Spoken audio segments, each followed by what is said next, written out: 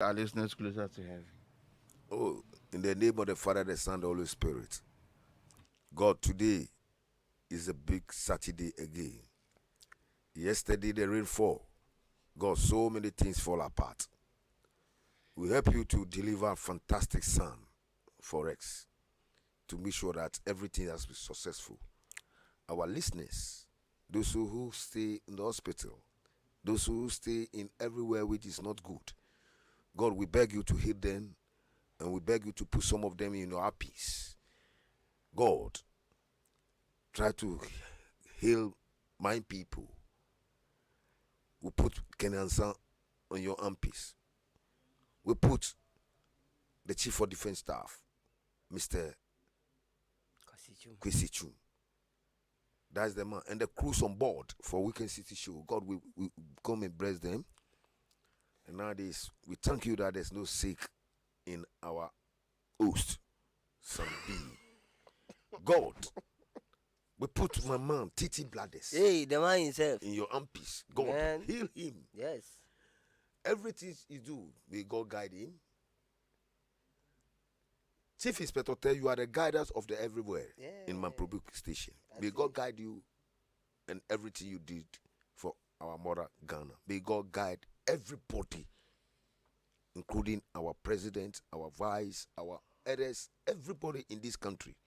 We put our national team in your armpits to deliver us in the name of the Father, the Son, the Holy Spirit. Say amen. Amen. Amen. You should also add the new IGP to your prayers because he needs it. He's doing a yeoman's job. Oh, yeah. The man is doing fantastic job. A yeoman's job. Yeah, yeoman. And yesterday, I see how the cadets, the way they are making their jackets to receive Mr. President. Oh, I see, yes, it is amazing. And when you're praying to, you pray for the new aircraft that they are going to buy. Oh, Sammy, this junction, we need that thing now. The new airplane that No, they're I going say to the buy. junction, like how you see the COVID-19 have come, how the inflation is going. Sammy, can I ask you something? Sammy, can I ask you something? Yes, sir. Sammy, We are closer to heaven now, so you can ask me. Yeah. Sammy, how things are falling apart in this nation? Some people are crying, some people are saying like this, and we don't think about some of our things we still like how do you call it? Train Fairway, they bend them all. Labadi Hospital, why they are going to buy plane? It's okay. It's okay. Sammy, do you know that our train? I am not the plane PR. Sammy, do you know that from 2016, since our train is still stopped, our train were taking come to Accra and circle. Still, the train is not working. Almost 4 years. They say they are doing the train road. Sammy, my area, the time the rain fall, it washed some of the train road. Since Nkrumah time, the one they do it didn't wash it too. The train road, no, how does it look like? Oh, they say they want to do the train road. They want to do a new one. Asphalt. No, I don't know. That one there is not asphalt. There's no way train road is asphalt. Iron Yes. and wood. Iron is road. Sammy, do you know that? Iron is rude. Sammy wanted to. It's not that I we want are anything. using it to iron our uniform. I didn't wanted anything. Drink water. Sammy, we need Let us joy get water. a show on the road. Sammy. We are going to South Africa right now. Oh, okay, let's go to South Africa and come. So we need to go to South Africa. Yeah. To go and see how the Meet me at Johannesburg. Sammy, we need to go to Johannesburg.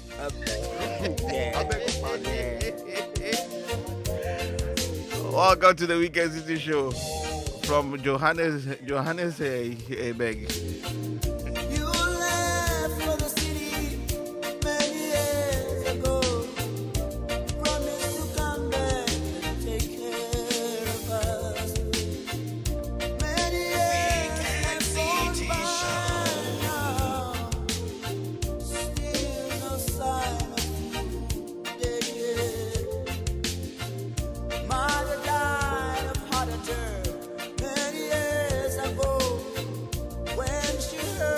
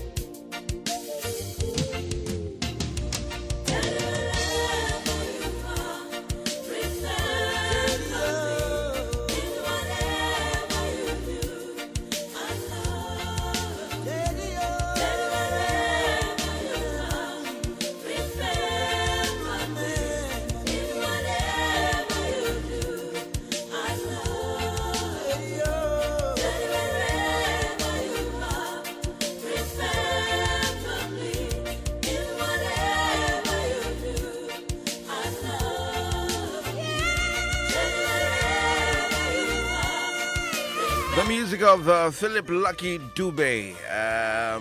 Yes, one amazing son of the motherland, Philip Lucky Dube. You know him, right?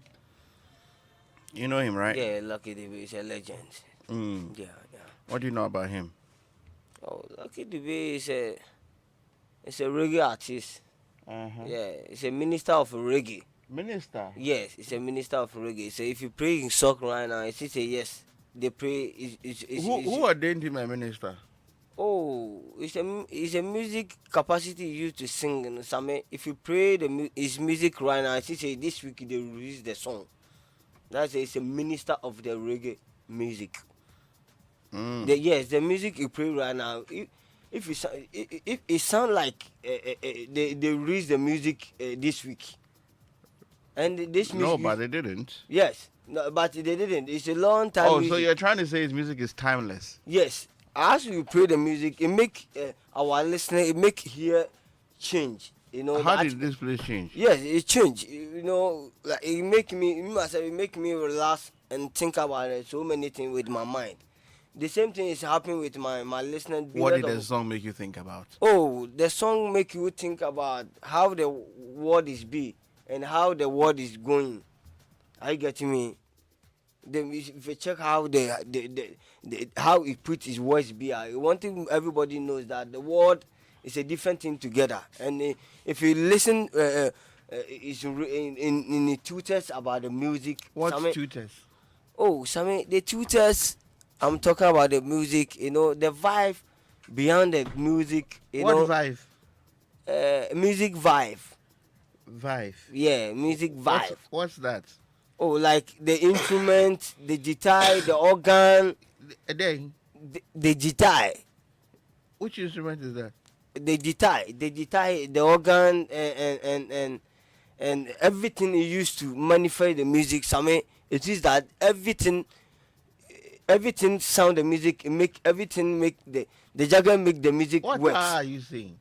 Oh, I wanted to say something like the music you play, it sound like it's this week which is the reading the song, and the music too. They play the music a long time ago. This music, I think, this music it grows apart my age. If you check my age for the music, this music it grow past my age. But if you play this music, it sound with, you know, it talks so many things with my mind. It lets me to think. You know, yeah, it lets me to think so many hard. The Weekend City Show is brought to you by Floradis. I'm not getting you. Oh, the Weekend City Show. No, I can't get you because you are in the bush. I'm not in bush. We are in air condition. You are in the bush. Yeah, no. Here's a full with air condition. The length and breadth of what you are saying cannot be found. Okay. Okay. Do you know the length and breadth of what you are saying? It came from your mind, though. It's not came from my mind. In my mind, that the length and breadth, all of them is fixed. That's me, my mind. Langabo is just having his peace of mind. He says, I will not be a part of this. Yeah, the time they play the music, it was there. Langabo, tell us what you know about Lucky Dube. Oh, Lucky Dube is a fantastic musician. Pardon? He's a fantastic musician. Okay. You know, only evils left this man out of the system. Because this man cannot die. But because of how the greedy is of the people of African people mentality, they kill the guy. And Lucky Dube, if I remember, I'm not sure Ruby knows how he died though. Oh, I think I know his story before, so I love. What's the story? I think he's going to take in charge from school, and the robbers came to outside and just shooting the guy. The time the robbers knew that he was shooting Lucky Dube. Yeah. So I follow that story. I see. Impressive. I know that I'm social media, so if I come to something people like they have to learn. Charlie, that time there was no social media, please. Oh, but but there's no social media by that time. There was no social media. Oh, but it's a record. So what record? Oh, the record. That time there was high five and things. But that is my boy. Oh, but why? I'm a young boy. I still know this story. That time there was high five. It's high five because it's a social media high five. The guy is a great man. Yeah. Immediately they shoot him. the whole African countries make wide. Yeah. Yeah, because our legend died. He never died. Because you remember the World Cup in South Africa? Eh? Oh yeah, man. I said, hey, it would have been splendid to have Lucky Dube perform at the opening ceremony. Like, that's all I could picture. I was like, oh, if this guy was alive, like, he'd be the best person to perform. You know, but anyways, may his soul rest in perfect peace. His music lives on. Oh, still, it make like B. Mali. Yeah. The African B. Mali, we call him. Man. Yeah. B. Mali. Yeah. You know, we have 3 people when they are, about 4 people Okay. when their music still, they are not in the system, but still. Their music is timeless. Yeah. That's it, because that's the B. Mali, Lucky Dube. Dube, P. Tosh, and how do you call it? Mama. Culture. Culture. Yeah. Okay. You're talking about the reggae fraternity. Yeah. I love culture too. It's reggae. So what will you put Fela's music? Anikula. Yes, Fela, as well as, during the week, we were saddened by the death of Nana Ampidu as well. Oh, yeah, The legend. Yeah. Because Nana do all the music where he plays fantastic music. And if Fela Anikula Obafemi, the man is a great. I remember 1979 when I went to Lagos. That's the place I go stay for the meantime, Ikeja. And the man is a great man. So when you reach Ikeja, do Bagawaya, he is the man. The whole Ikeja. Yeah. Fela Anikula. Yeah. Ruben, Yeah. the death of Nana Ampidu. Oh, Sammy, I quite remember the time they wanted to let the musical president, that's Obo. I quite remember my burger took me for that place, and the way Ampedu is laughing, the way it's open his heart from choosing a musical president, and I'm that time I say yes, this is a legend. So I hear that man. Give us a befitting, tribute to Nana Ampidu. Oh, befitting tribute. I think you need classical music for this. Give us a befitting tribute. That means I'm in a way, give you the certificate Hello. of Nana Ampedu by Wait. put your mouth. Wait. I won't wait. Cool I won't wait for Cool this down. one. Listen to classical music. Okay.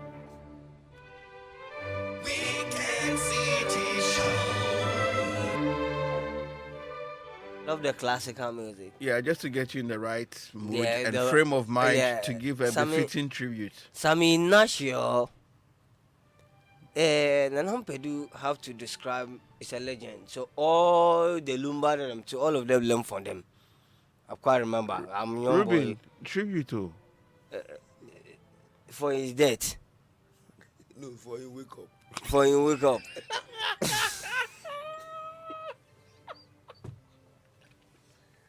So let me give you my condolences to their family. Condolences.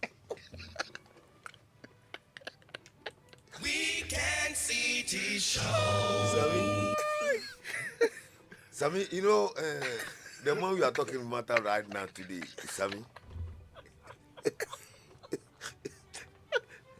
Like I said, before you wake up. Sabe? Langado, You know- what do you understand by tribute? Tribute means that when somebody died, Yeah. things when the person did, the time is in life. You have to let people know that. Do you understand what he's saying? I'm not understanding, Sammy. Please, can you explain to his understanding Okay. what tribute is so that he can do it properly? Ruby, Yeah. like, Let me hold on the classical music till he's ready. okay, Please go ahead. like Since- our chief. No. I'll make an example for you. No. Ruben, keep quiet and listen. Oh, wow. Listen to wisdom. My man is coming. From It's Langabell. on the home. Oh, he said make I talk. Okay, Listen. talk, my brother. I'm listening. Like how my mom go away. Yeah. We last to this week we will go bury him. Yeah. Things way he did, or things way he do the time is alive. Okay. Then when they die, people have to say something better among the things we do, which is good or bad. Understood? They will say, Yeah, I'm understood. Okay. Understood. All right. So Oh, now I got it. I got it. you I got it, you know. your understanding is in place, Yeah, please I got them. I understand. go ahead with your befitting tribute. Oh, Mama, as I'm going, I have befitted my tribute from Ampedu. Same, you know, It's Nana Ampedu. Nana Ampedu. Same, the man is something like, you know, if you do funeral and DJ is playing music from funeral, he didn't play Nana Ampedu from that funeral. I think say that music, that DJ is not a correct DJ. I You see. getting me? And you play Ampedu. So think funeral, think Nana Ampedu. Oh, why not? In music, fix the funeral jacket. Are you getting me? Eh? Oh, in music, fix the funeral jacket. How do you, Which one is funeral jacket? oh, the funeral jacket is how you are maintaining, how, you know, What color? oh, red color and black color, you know, how do you arrange the thing, you know, the spinach is ongoing, and so far as the spinach is there, What spinach? oh, the instruments, Sambi, oh, is the gadgets. Papa. Ampedu. The only thing I'll take remember Ampedu during our kids, during the time we are kids. Okay. That time, I never open. When you see that, they will come and pass, and they will paint. They will put somebody face. They will put some charcoal on somebody's face.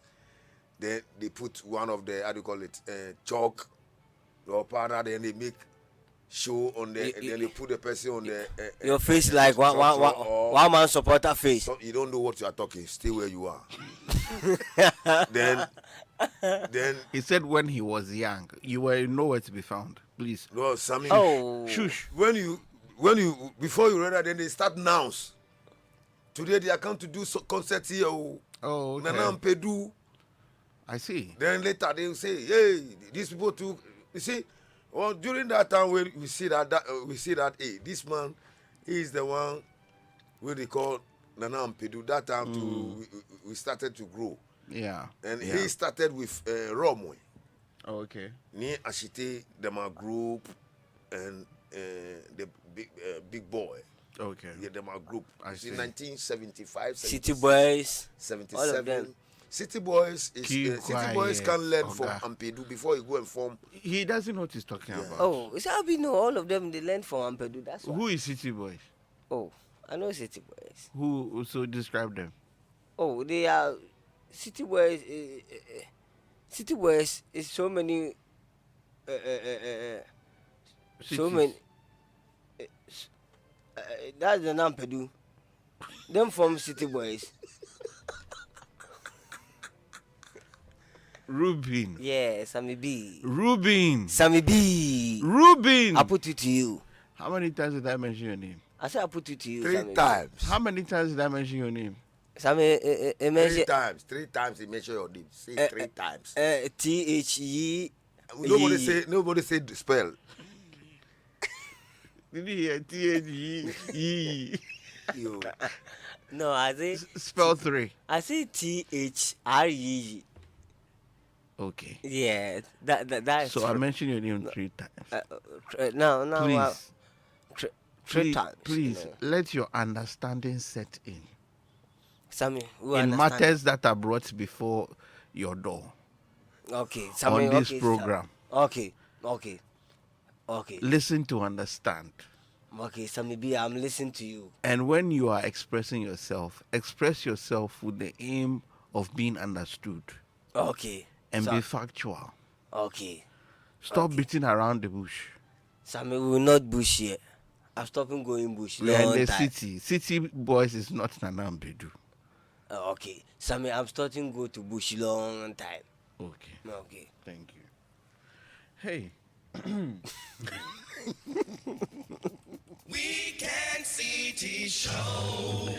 The Weekend City Show is brought to you kind courtesy Delta Paper Mill Limited. They are makers of floral disposable handkerchief. Now, did you know that the cloth handkerchiefs that you use easily gets dirty, and whilst it's dirty, it picks up a lot of germs, and it's not really hygienic to be using the cloth handkerchief these days. And that is why floral disposable handkerchief is the go-to handkerchief for your day-to-day, lifestyle. Yeah. Well, it's thick, it's very absorbent, and you can actually just throw it away after use, making it a more hygienic option. All right. And now there are 10 tissues in the pack, and you have enough to take you through the day. It's something that everybody loves, from daddy to mommy to the kids. Everybody just loves floral disposable handkerchief. It's hygienic. It's better than the cloth handkerchief any day. And you can get it in any leading supermarket and shop as well. And whilst you're there, look out for Flora toilet roll as well. It's the best to use. Very soft tissue. Just does the job. Leaves you feeling pampered. Flora multi-purpose. Paper towels for your dining tables. And your kitchens as well. Flora table napkins and box tissues for your cars as well.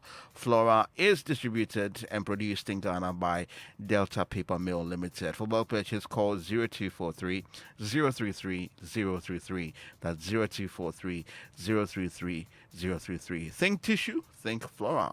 I mean, hey, they give you your money's worth and even more. Weekend City Show, Joy 99.7 FM. And, okay, so it was quite a week. Langabel, how was yours? And I'm sure, a week ago today, you were under a lot of pressure. And we are glad to see you here. The Lord has taken you through. But how was your week? Oh, Sammy, the week is fine. It's fine because by the grace of God, I thank everybody who come and help me to bury my mom, my aunties, especially Titi brothers. Yeah, God bless them. I love the man. And my uncles, Brasowa, Braji, and my late father, the one they leave it for us, Mr. Kwe, that's Mpata, and all my GFA crews. Yeah. Everybody. Yeah. With Papa B. Hey, they double the action. Yeah, man. They make the action work. Yeah, may God guide him, long life and prosperity. He did well. Yeah.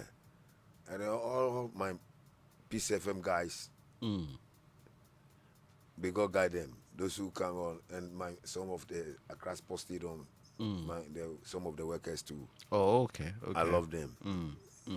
They make sure that the football fraternity was represented well. Is doing well. Yeah. Well, I mean, I thank everybody who come to help me with my the man and Oli. Willie B. Pa Willie. Yes. That's Don Gote. Accra Great Olympics. Raw Olympics. No Ghana. Some of the players, some of the supporters, and amazing, Sambi, amazing. Don't go to may God guide you and your wife who make everything successful. To my mother, everything. May God guide them. Yeah.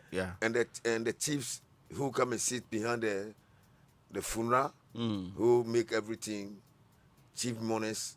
Yeah. May God guide them. Yeah. And the one on Oli, who came there where everybody shocked, policeman in there. Chief Inspector Te. I see. The man is there. With him boys. Yes. Yeah. Bodyguard there. Yes. With boys. Sambi. Yeah. The team make amazing. We thank God for Yes. for making sure everything Yes, went. but after that, you and well. Abu, I'm going to hold them responsible. The day on Oh, paper. Sammy, yeah, of course. You. Yeah. It's okay. We'll fight this fight after the show. No. This one there's no fight. Hello. Master, Although Sambi and Abu, them all, the Wikipedia, they come and pass by. But Wikipedia real full for the run. Oh, Sammy, the week is Anyway. the week is handsome. Yeah. We go guide them. Yeah. And Mr. Isaac call me. Okay. Good. Give me a condo. He give you what? Condolence. Ah, okay. I thought you said condo. Oh no. Sambi, you see the short form. Sometimes when you are talking about something, there's a short form among the thing. But condo is used to make Oh, cocoa. this is not the corn. But that is also condo.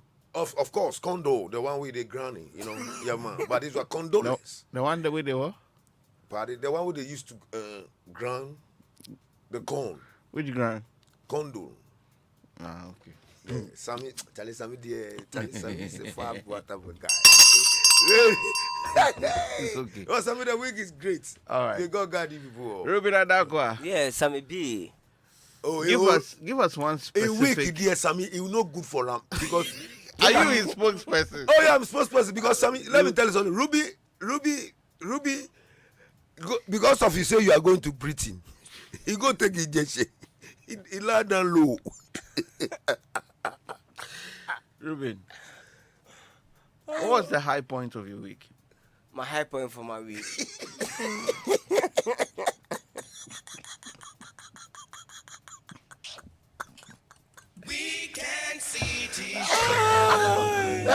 Sammy, the high point. Sammy. Or what was the most significant happening? Oh, Sammy, that my high point for. The most significant happening in your life during the week? Why you laughing? Oh, because my sweet lover called me and give me I condolence. see. It is Annalisa. Okay. Madam Annalisa, The may God doctor guide himself. you. Doctor himself. Okay, I He see. start to inject people now. Coronavirus. Okay. The most significant happening in the past 7 days. Oh, Sammy, In the your past life. 7 days, the significant things. Oh. Take it again. Let me take. Let me take. Let me take it again. Sammy, we'll take it again. Langabel, please control your condo. We'll take it again, Sammy. I said the most significant happening in the Sammy, past the 7 days. the most significant thing.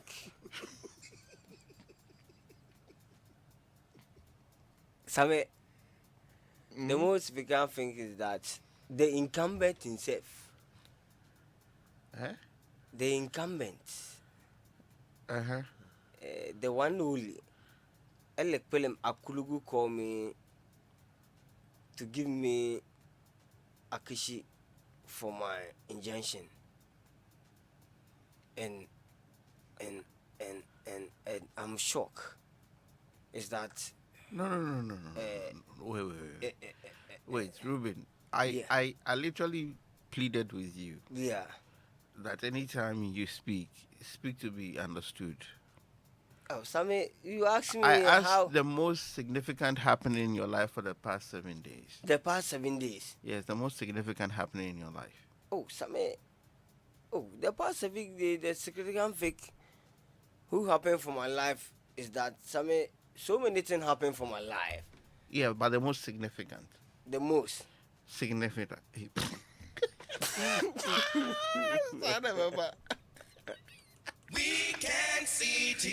most significant week happened for me, which is I hear with my constituency is that the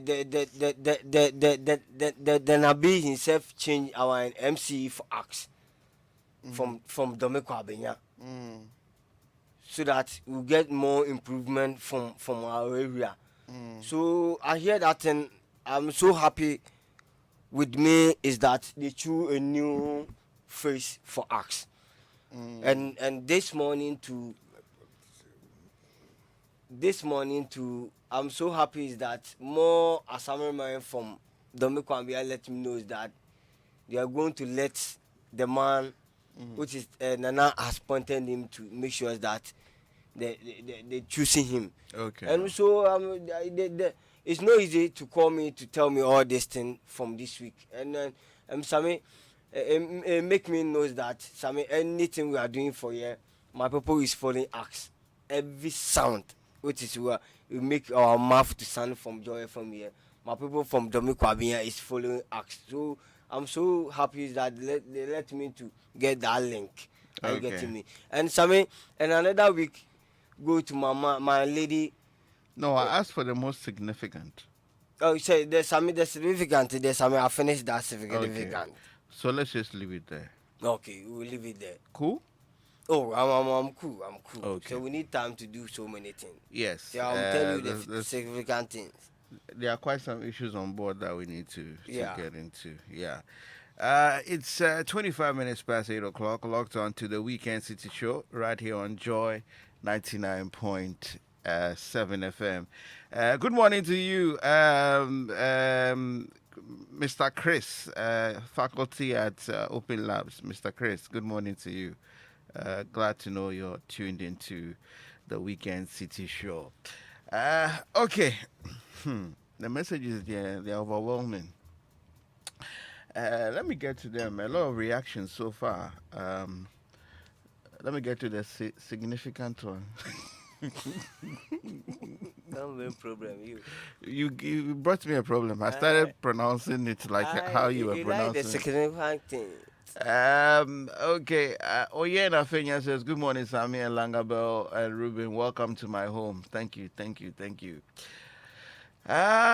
Good morning, Weekend City Show. You are welcome, guys. We are ready to laugh, sir.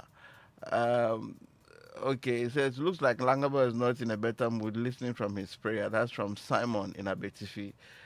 Simon, it's exhaustion. He's tired, that's why.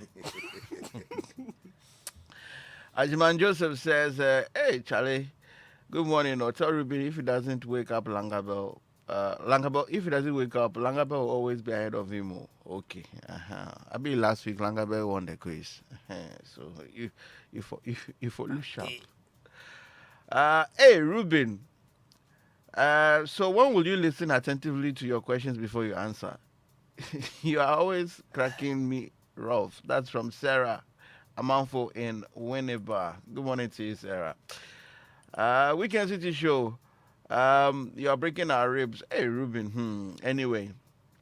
Wish Patrick Owusu Asante of House of Eccentric Clothing as he celebrates his birthday today. And congratulate Robert Ishmael, AF Emisa, our freshest in the family. He was called to the bar yesterday, and that's from Clarissa and siblings.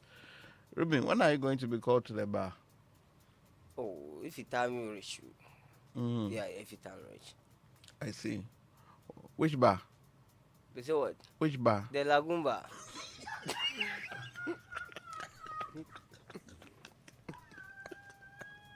Weekend City Show. Please, that is Dennis laughing like that too. Our social media man. Langabel, have you been called to the bar? Oh, Sambi. The bar, what you're talking about, I'm not in that position because I'm not a lawyer. Okay. But they are calling people to Lagoon Bar. Won't you go? I don't know the language he's talking about.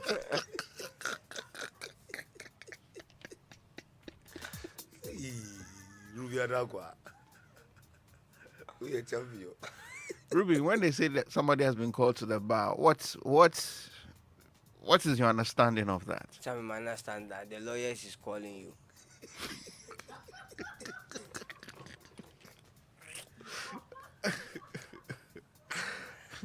Yeah, some more.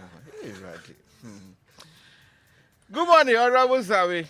I love sir. Hey, Ruby Langabel. Anyway, I wish the staff of Hapag Lloyd Ghana Limited, especially Kennedy Osai, Madam Edith, and Madam Sewa, a great weekend. That's from Papa Ansa in Latte Ekiapim.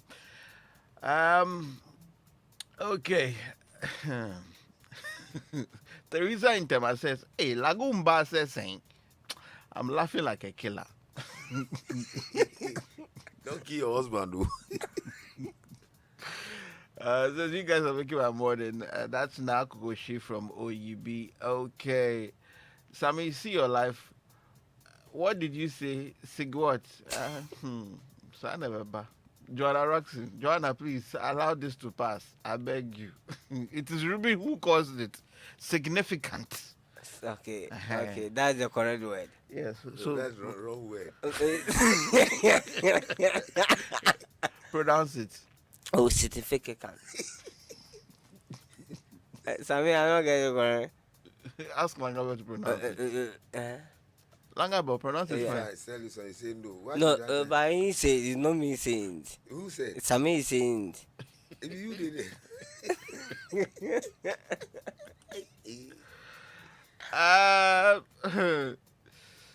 Douglas in Caswell says, "Hey, Sammy, Sigideng, significance."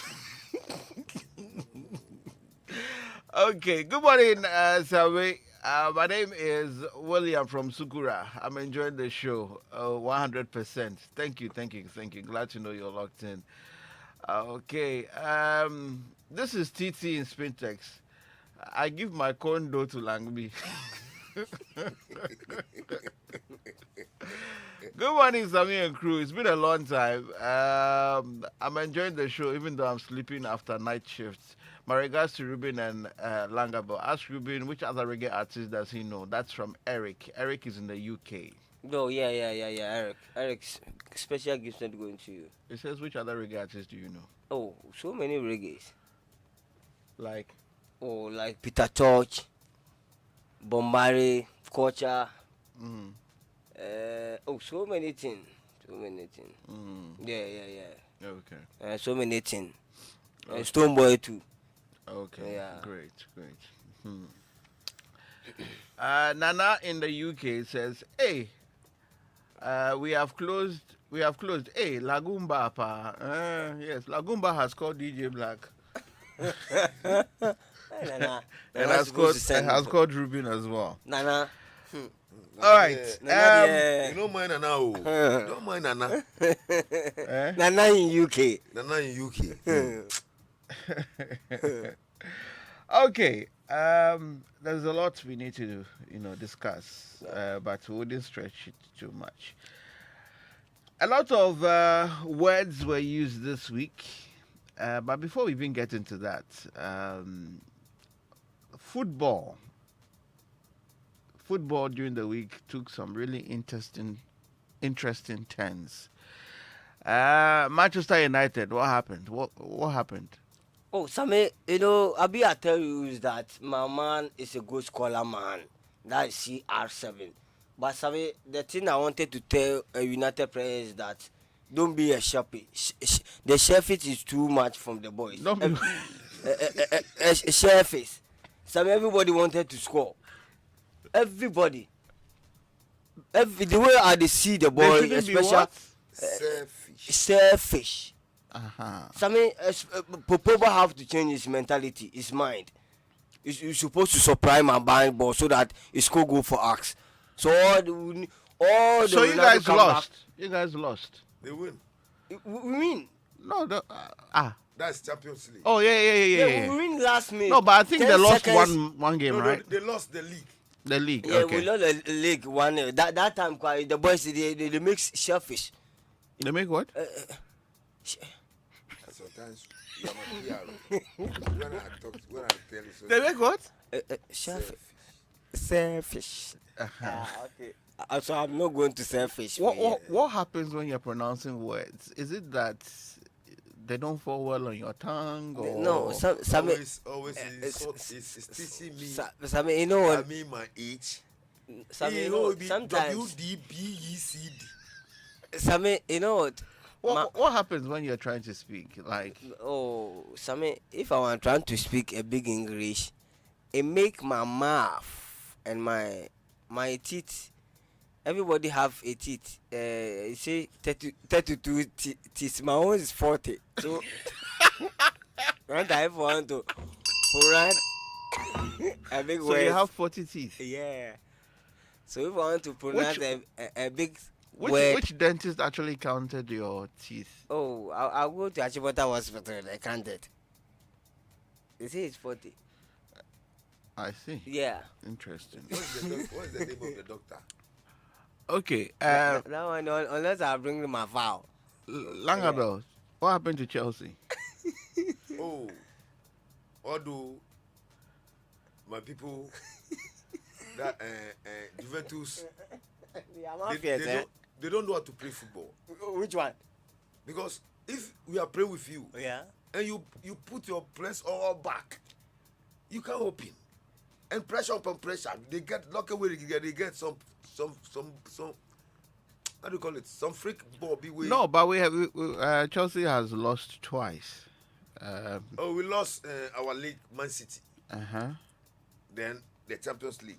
Yeah. Oh. But it's no problem. A lot of people are already beginning to call for the head of the coach Oh, just now.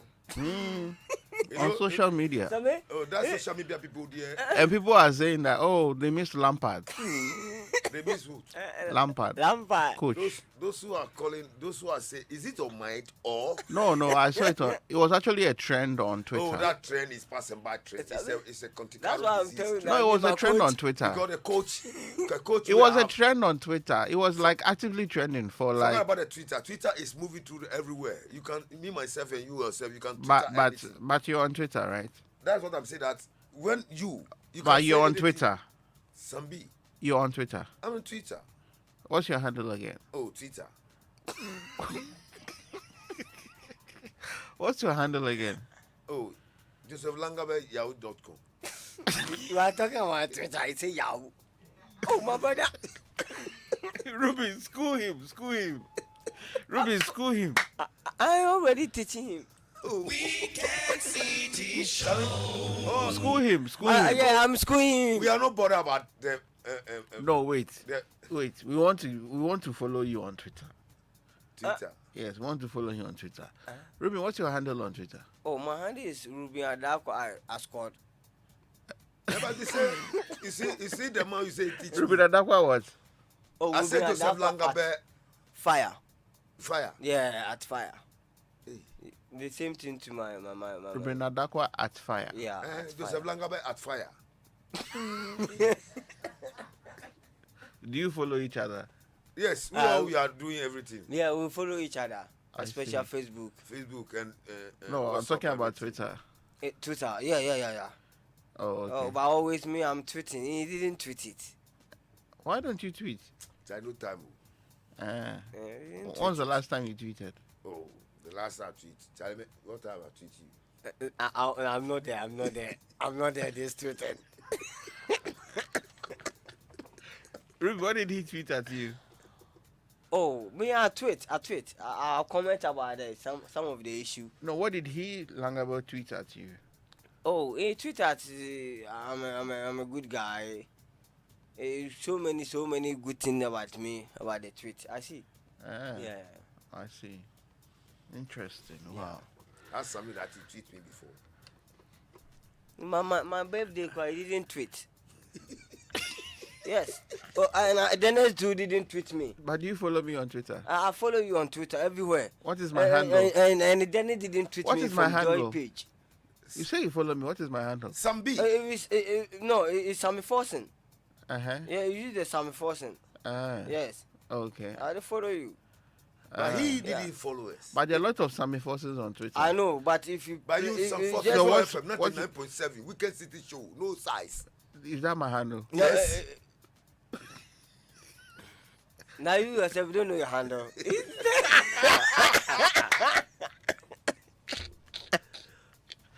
Okay, I'll tweet at you. So let me tell my people to follow me from Twitter. Twitter and Facebook and Instagram. Your handle again? Ruben Adakwa at Fire. At fire. Yeah, at Why? fire. Why fire? It's not Wi-Fi. You know, my reporting they give me dummy fire. No, I said why fire. Unless you go America. If you enter America, it's a Wi-Fi free. No, not. Sammy, take your time. So Sammy, you will make it come. So Not Wi-Fi. Ah, okay. I think. I said why fire. okay. Wi-Fi. I Uh-huh. see. Why fire? Wi-Fi. I'm asking you a question. Oh, the Wi-Fi Yeah. I used to tweet. No, why is your handle Ruben Adakwa at fire? Why the fire? Oh, why the fire is means that the way I act, how the main fire explanation, and people kind of to The dummy fire what? people started to see The dummy fire what? haunted Huh? expression. Explosion. Yeah, explosion. Uh, Yeah, explosion. I Dummy fire see. explosion. And the people that tend to call me dummy fire, dummy fire. That's why I put fire on my So Ruben Adakwa at fire. fire. Oh, Like okay. that means that if I'm working, I'm just. But why is Langabell at fire as well? Oh, we need to. See, I'm fire for Yeah, everywhere. everywhere. But he wasn't at the dummy fire. No, man, oh, you no be dummy. No, no, be dummy. It's Kokomemle. Weekend City Show, Joy 99.7 FM. Let me quickly make some money, yeah? Yeah. Well, MTN ensures that the conversation never ends on Sundays with MTN Sunday Special. Well, with this incredible offer, you can talk for as long as you want every Sunday. From midnight to 6 p.m., only for 50 pesos. You need to talk more, we do for you. And there are even more exciting plans to choose from. So, listen, make your Sunday special with MTN Sunday Special. With Sunday, I special brutal. Get talking and catch up on all the gist on Sundays, only on MTN. Simply dial star 550 hash to sign up today. Remember, star 550 hash to sign up today. MTN everywhere you go. Riverman Productions is back in the theater following its successful return to the theater with the production, the captivating and humorous play Devil's Wife. Well, by popular request, Riverman Productions in partnership with the National Theatre, Enjoy FM, and Graphic Communications Group gives you a rerun of Uncle Ebo White's latest mind-blowing play, Devil's Wife. The play is scheduled for Saturday 9th and Sunday 10th of October at the National Theatre, 4 p.m. and 8 p.m. for each play, and it's just 80 Ghana cedis. You can get your tickets electronically by simply dialing star 713 star 5 star 5 hash. All right, that's star 713 star 5 hash, and following the prompts. Or better still, come to the front desk of Joy 99.7 FM, or head to Shaw Shops at Airport, East Legon, and Tema Community 11, as well as at Chimota and Dancerman, or Total filling stations at Bachona and Hacho, or head over to Say Cheers at Accra Mall or Frankie's in Osu as well. And do note, COVID-19 protocols will all be observed. And for inquiries, you can call 0505 546010 or WhatsApp 0505 546030 or email info@Riverman Productions. Tickets are available for Devil's Wife now. Get yours. Riverman Productions, be the difference. And have you heard of the Ultimate Plus One promo and the special giveaways for applicants? Well, if you haven't, special giveaways happening on the Rent to Own Day at the Joy News Habitat Fair. Well, it's happening this weekend as well. Today and tomorrow, you want to head over to the Junction Mall, Nungwa Barrier for the Habitat Fair and check out the stand of, the Rent to Own by Citizen Habitats. They're giving you one mind-blowing plus one promo. All right, now here's what happens. Yeah, you can grab your house and get an additional room under the Rent to Own land and house ownership scheme, all right, under the Plant City Extension Project. It's easy steps to follow. Register now and pick up a voucher to get a special gift on the Rent to Own Day and get up to 5% discount on all properties and up to 30% discount on initial deposit and Rent to Own branded T-shirts. Terms and conditions do apply. You can actually get in touch or WhatsApp. You can call or WhatsApp 055 553 0300 or 057 791 1101 or 055 705 4635. Log on to the website newaccra.city and check out more. Or better still, the Project Management Center on the Central University campus. That's Miocho in Pram Pram. You can go there and check out the project as well. The Plant City Extension Project, shaping Ghana's urban future. And when was the last time you changed your engine oil? In case you haven't done that in a while, here's what you need to know. Courtesy Petrosol, your trusted brand, is giving you yet another valuable tip to make sure you take good care of yourself and your car. When you prolong your oil change, it can cause you problems. Now, here's how the oil in your engine works. The oil in the engine actually takes care of the dirt and soot, which is carbon residue. And whilst it's turning, it's cleaning your engine. It cleans for a certain duration. Now, when you exceed that duration, the engine oil is not able to clean and remove the soot and the carbon residue in your engine, and that is why you want to make sure that you don't prolong your engine change. All right, now you want to you want to use the best engine oil as well. You might want to go in for Petrosol Platinum engine oil. It's designed to absorb all the dirt and soot generated when your engine burns fuel. Now, regular servicing with Petrosol Platinum engine oil virtually guarantees a long trouble-free engine life, better fuel economy, and reduced exhaust emissions as well. So you want to stop by the nearest Petrosol and change your oil. Petrosol always serves you with clean fuel in full quantity and smart lubricants that last longer. With Petrosol, you go, sir. Okay, so lots of messages coming in. Let me get to some of them real quick.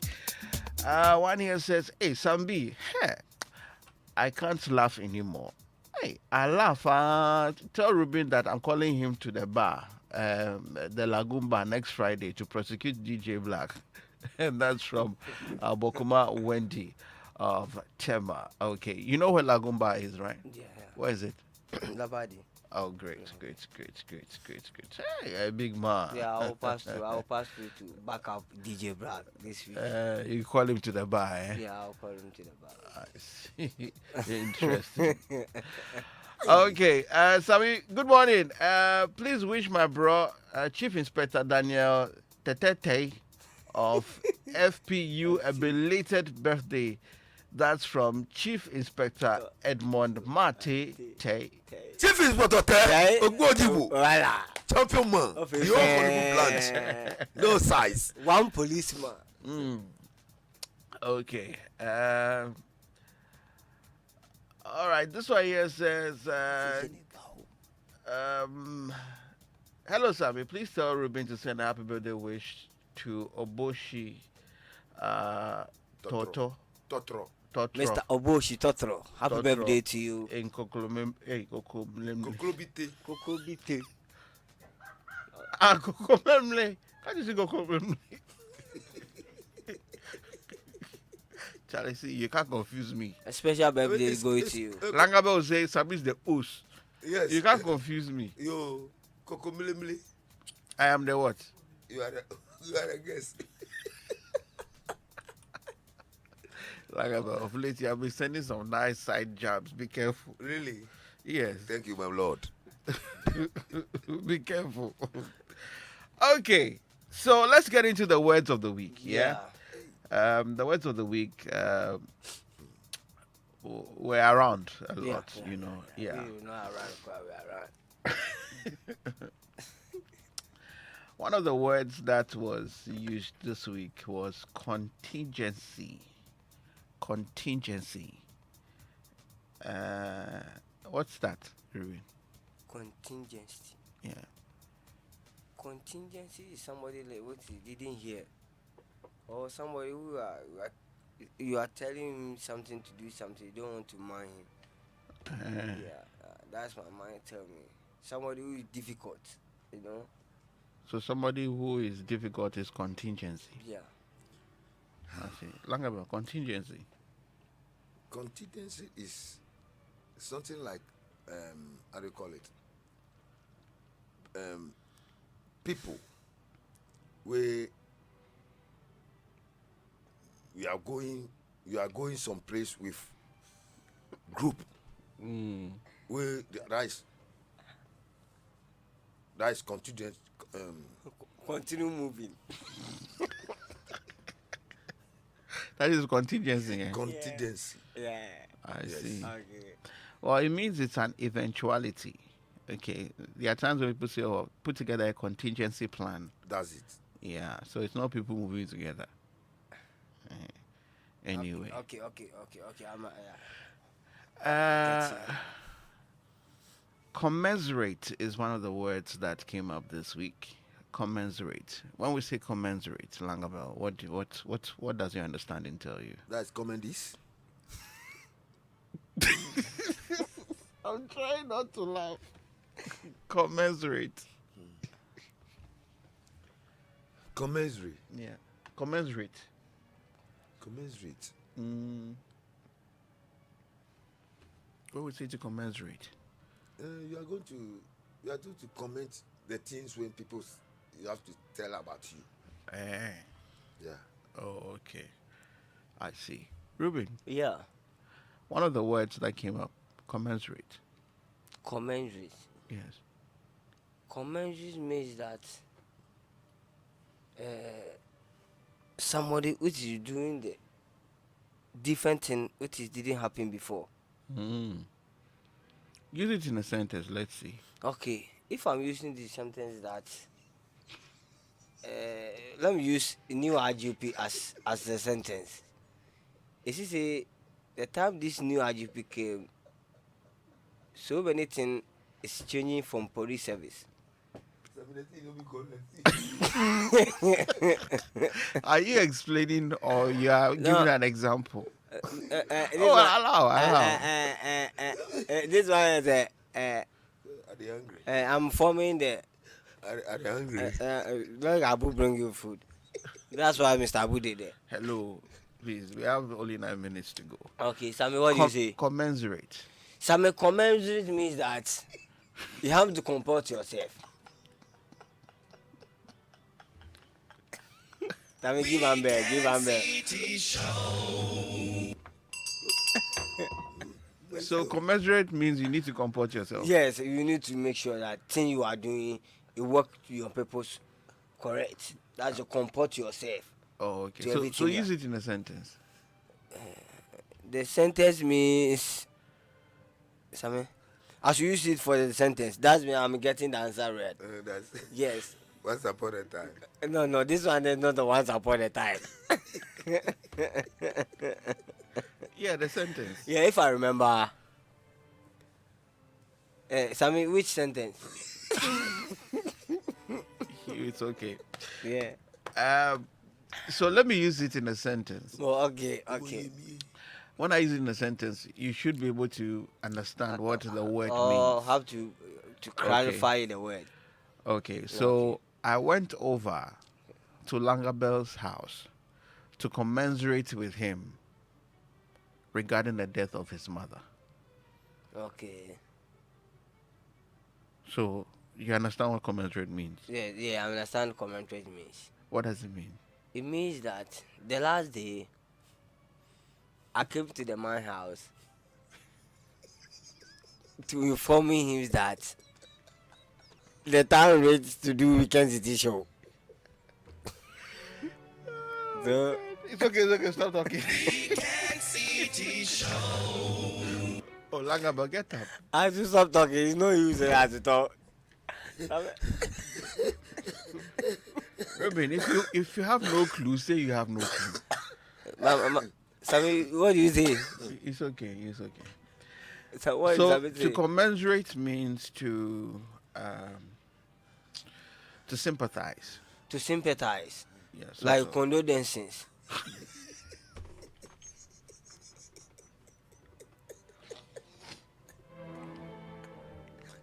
Something like you cheer for the person. Langabel says, okay, don't say anything again. So let me do anything again. So I won't talk again, eh? You last. I will last. Yeah.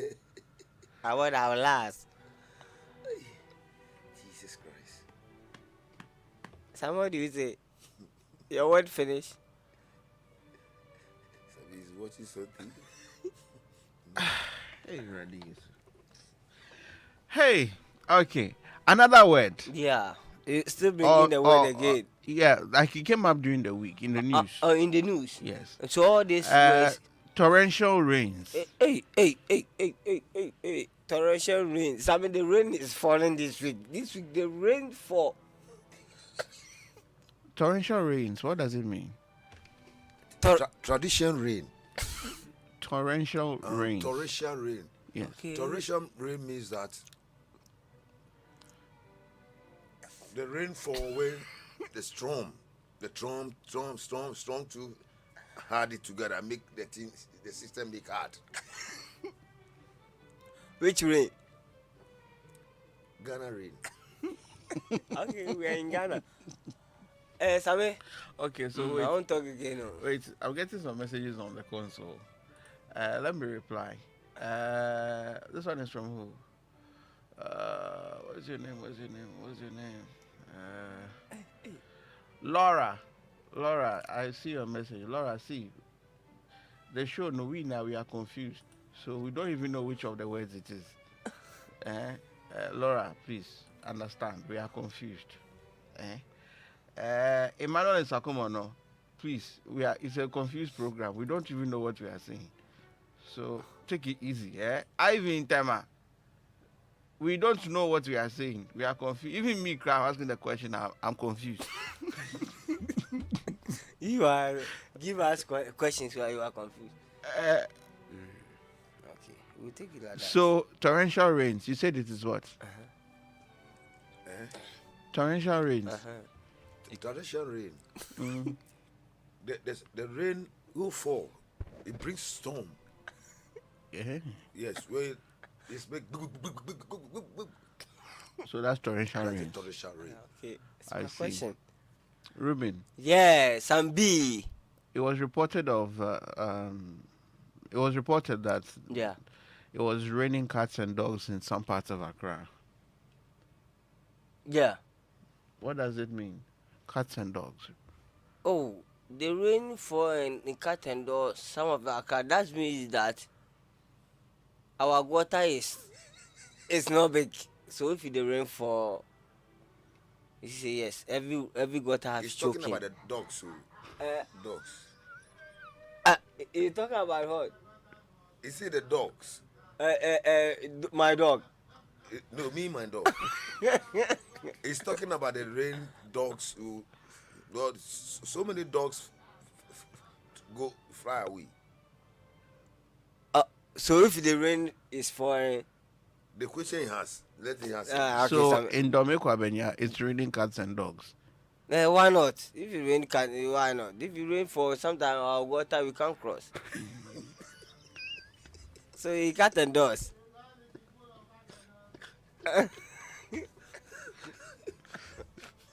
Okay, so you have told us that it rains there and the gutters are blocked. Yeah. But the cats and dogs, no. Which is If the rain is for because the cat, all the dogs are swimming. which dog? When the rain fall, country, there's no space. The dogs all are swimming, cat and dogs, or they are carrying them. I mean, this man mixing me. And mixing me. Which dogs? You talk about how the rain is for heavy. Cat and dogs. You don't know the cat and dogs. If it rain for plenty, When your dog, the water go to your door. thank you. Uh-huh. But when you go to your doors, cat your doors. When you go to your door, when you have the dogs and everything, where did he go?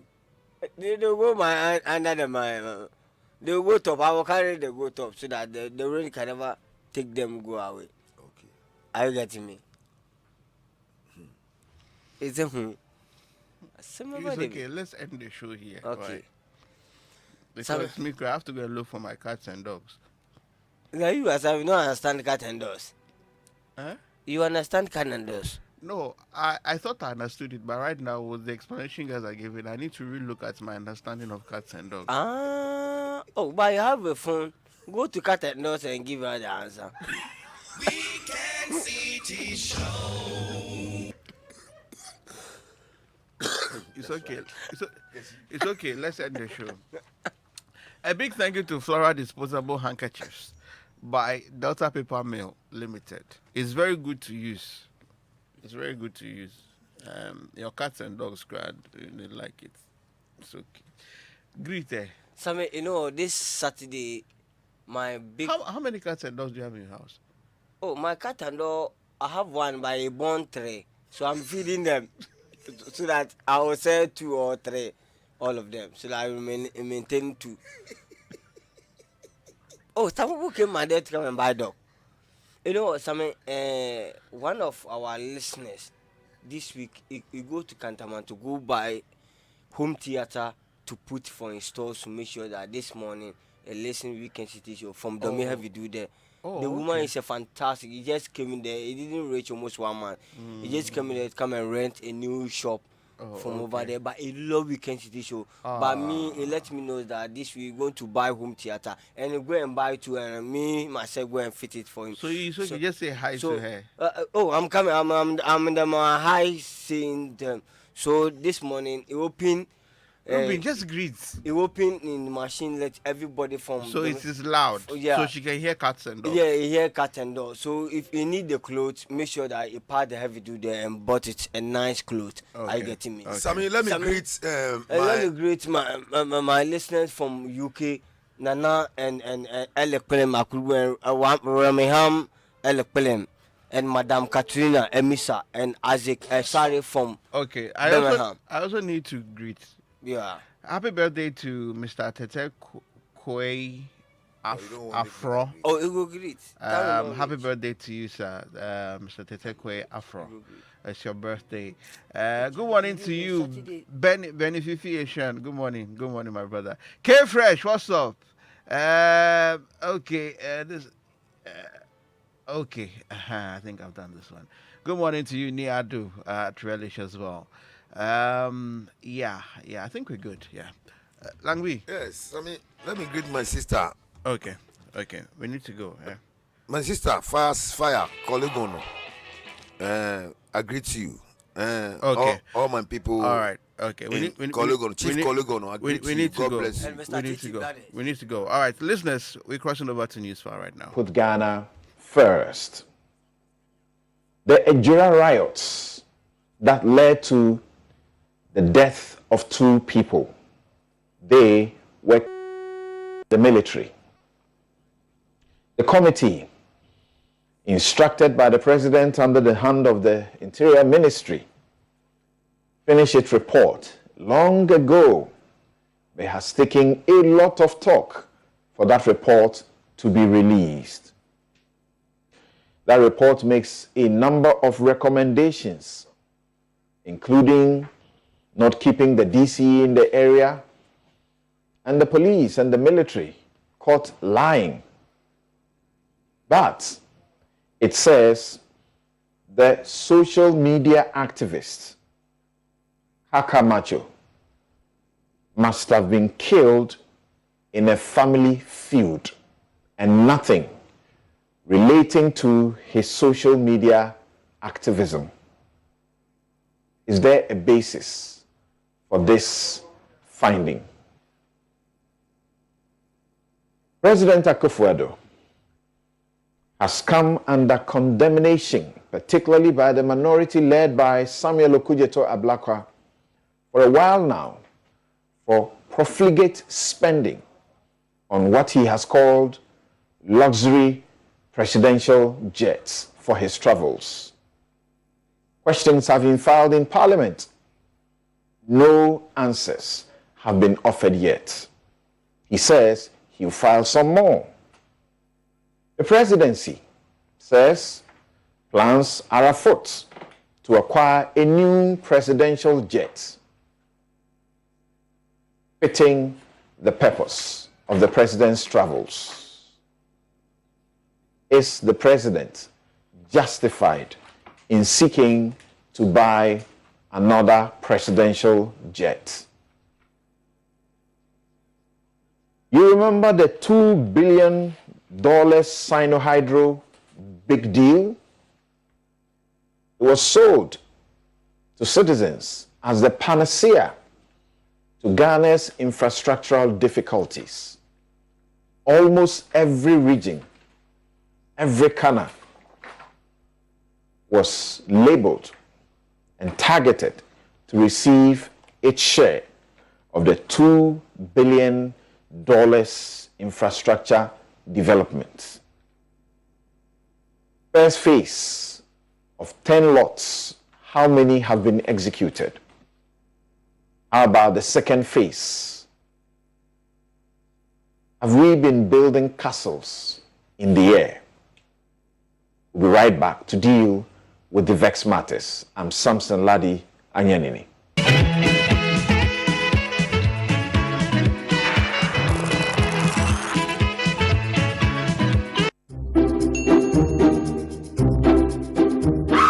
Celebrate the first anniversary of service from Ghana with Qatar Airways and discover incredible offers to amazing destinations around the world.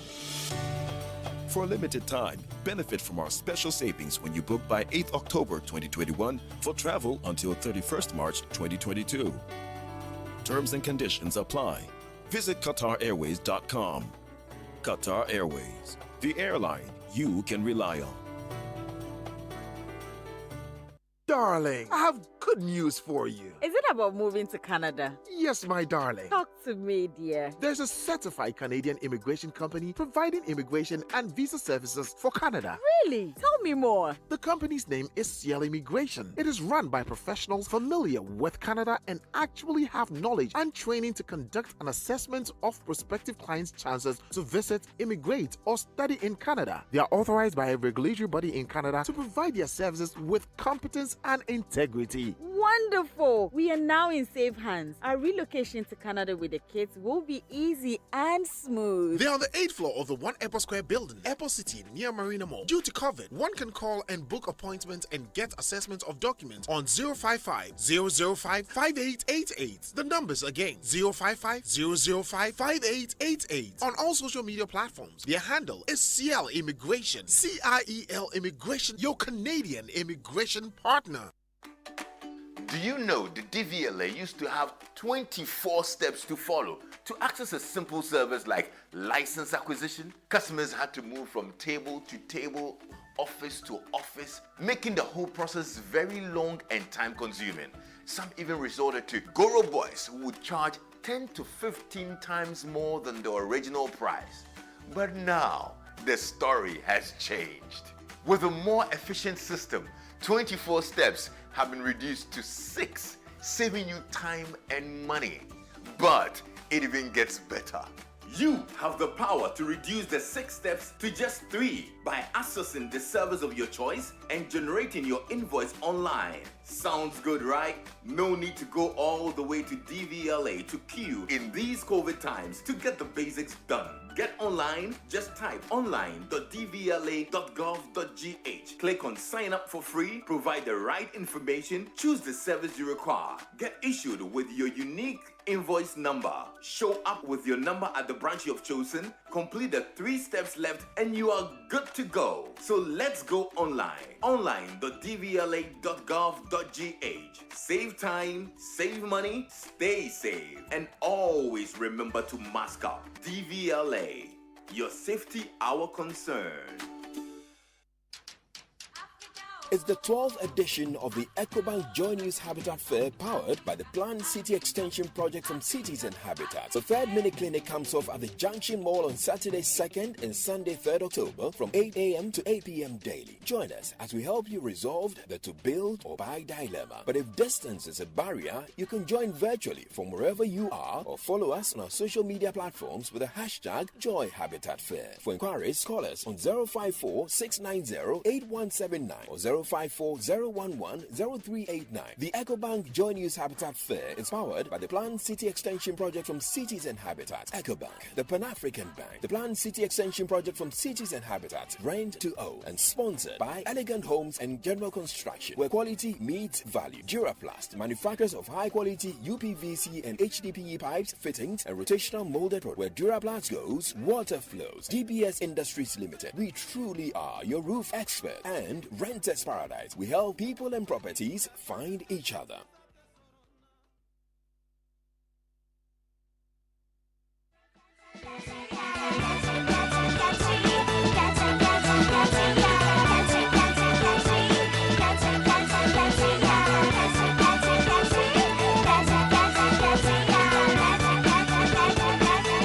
Day by Day exists in lotion, cream, soap, and more. Day by Day has 4 fragrance range.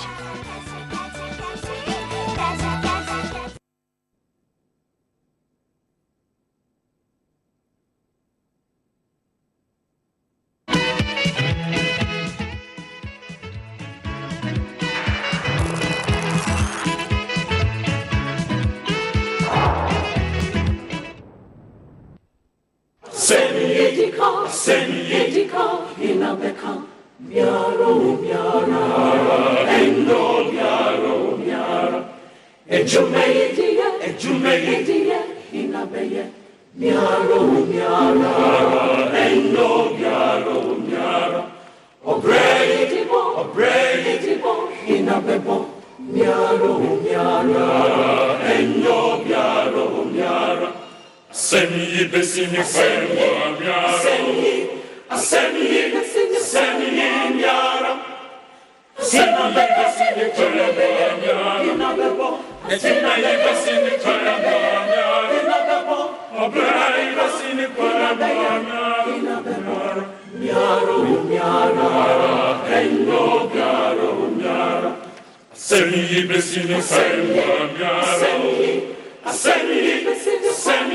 miara. Sina besini fermo miara. Sina besini fermo miara. Obrai besini fermo miara. Miaro miara. Endo miaro miara.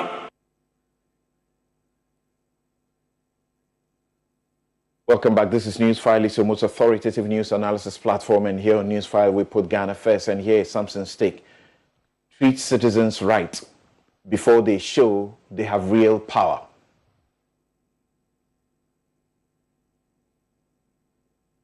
I spent much of my week helping the RTI Commission with its week-long activities to mark the UN's International Day for Universal Access to Information. The Commission, which by its first ruling sent a signal it was going to uphold people's right to information, now has its first office in Accra. It was encouraging to hear the Sector Minister Kojo Nkrumah announce that over 500 officers have been recruited and they have been waiting to process your request for information. Even more refreshing were issues stressed by the chairman, Justice K.A. Oforiatta, retired, and Executive Secretary Yao Sapong Boateng, that information in the public interest should be supplied free of charge as commanded by the law.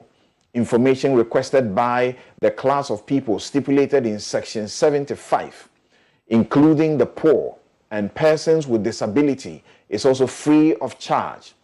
And where fees must be paid, it must not exceed the exact cost of reproduction, such as cost of photocopy.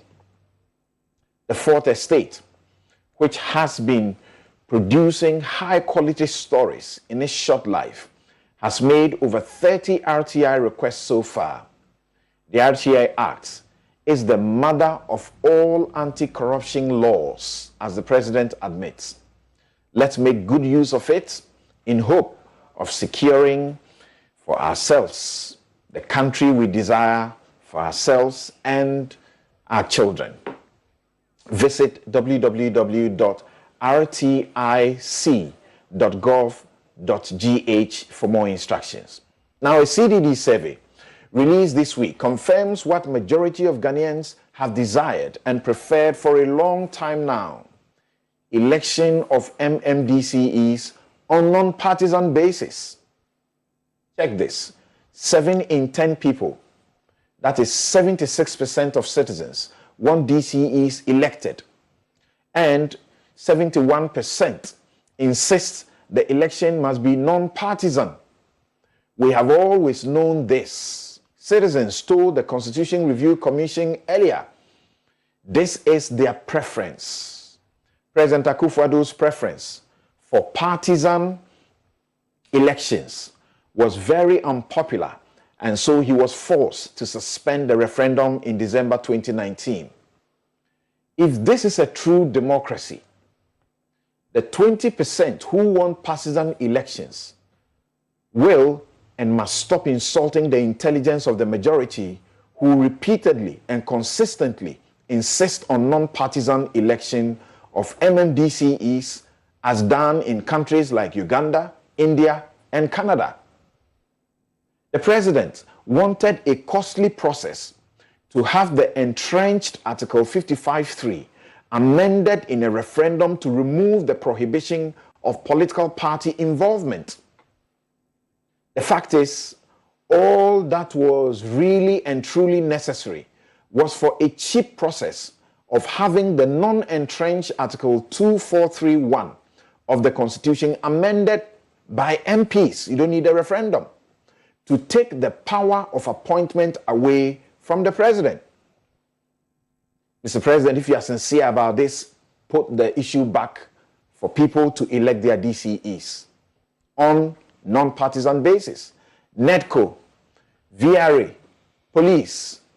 If you suspect someone has connected electricity illegally, follow the sections 93 and 94 procedures in the Criminal Procedure Act and go gather the evidence to collect your money and prosecute them.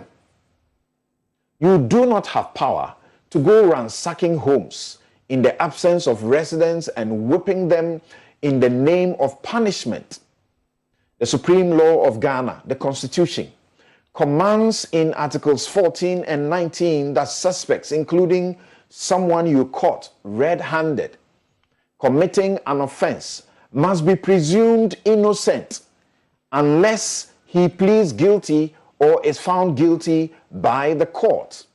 The accused, the Constitution requires, ought to be given adequate time and facilities to conduct his defense, either by himself or through a lawyer. It instructs in mandatory terms in Article 15 that a person arrested, restricted, or detained shall not be subjected to torture, cruel, inhuman, or degrading treatment or punishment, or a condition that detracts or is likely to detract from his dignity and worth as a human being. It's the military and local authority guards that are often in breach of these basic laws. The police should not be seen doing this. What will make a police officer whip a suspect in handcuffs? That the suspect is handcuffed means he has either submitted to arrest or has been subdued, and there is therefore no justification whatsoever for use of force. It is wrong to resort to lawlessness to fight lawlessness in an established democracy. But do you see why the people in Tamale have a measure of support for their violent reaction against your lawless conduct? Always remember that people power has always toppled the power of the gun. Don't mistreat the poor. If you went into a residential area in Accra where the rich and affluent live, will you ransack their homes and whip them whilst in handcuffs because they have not paid electricity or they are illegally connected to electricity?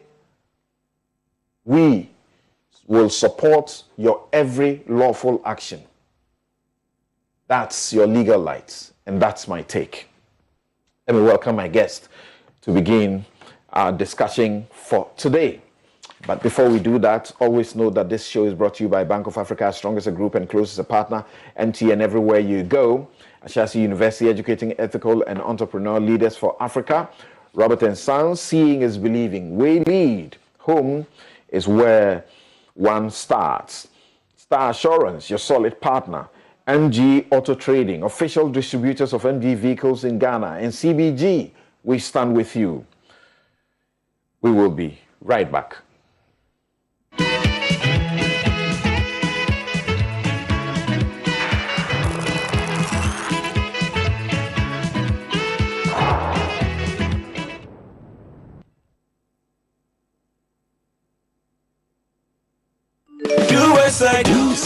Celebrate the first anniversary of service from Ghana with Qatar Airways and discover incredible offers to amazing destinations around the world.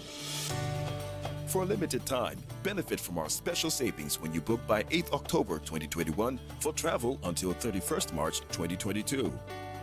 Terms and conditions apply. Visit QatarAirways.com. Qatar Airways, the airline you can rely on.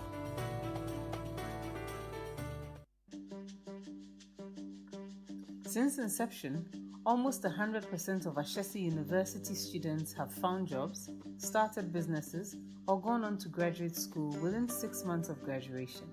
From Accra to Nairobi, London to New York, Ashesi graduates are noticed and they are leading successful careers. If you dream of a rewarding life and career, an Ashesi education prepares you for just that. Learn more about applying to Ashesi at www.ashesi.edu.gh. Remember, admission is ongoing.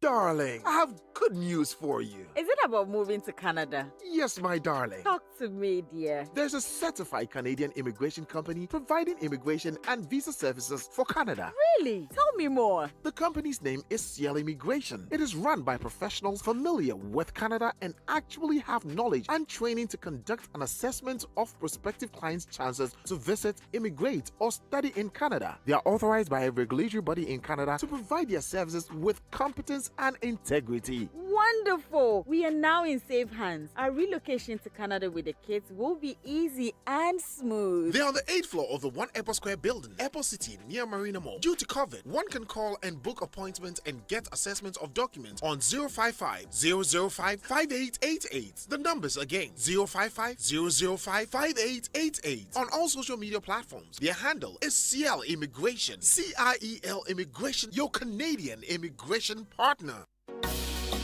Center of the world and home to the headquarters of the AFCFTA. Abundant resources and limitless opportunities for business and investment. A great story of growth and attractive returns in a fast transforming country. Be part of this great opportunity and optimism. Invest in Ghana. Make it happen with the Ghana Investment Promotion Center, GIPC. Connect, let's talk, and guide you through numerous incentive packages for investment. We are open and ready for partnerships to grow in Ghana and grow with Ghana. Locate us at Vivo Place Cantonment Accra or call us 0302-665-12529. Online at www.gipc.gov.gh and on all social media platforms at GIPC Ghana. Drop us a mail, info@gipc.gov.gh. GIPC, your first port of call for investing in Ghana. Complete the 3 steps left and you are good to go. So let's go online. Online.dvla.gov.gh. Save time, save money, stay safe. And always remember to mask up. DVLA, your safety, our concern. Imagine that this is you and this is your taxi. You can go wherever you want in it. Imagine that taxis are affordable, because now they are. Order a ride via Yango. Have you ever thought of how persons with mental health conditions fare with sexual and reproductive health rights issues? Amidst all that we are going through, there is the ever-hovering matter of sexual and reproductive health concerns, especially of adolescent girls and women, to be mindful of. Persons affected by mental health conditions should have access to sexual and reproductive health information like the rest of us. Let us endeavor to support them access sexual and reproductive health information and services on family planning, antenatal services, skills delivery, and postnatal care for women. Let's support them access information about STDs prevention and treatment whenever the needs arises. This message is brought to you by Basic Needs Ghana and funded by James.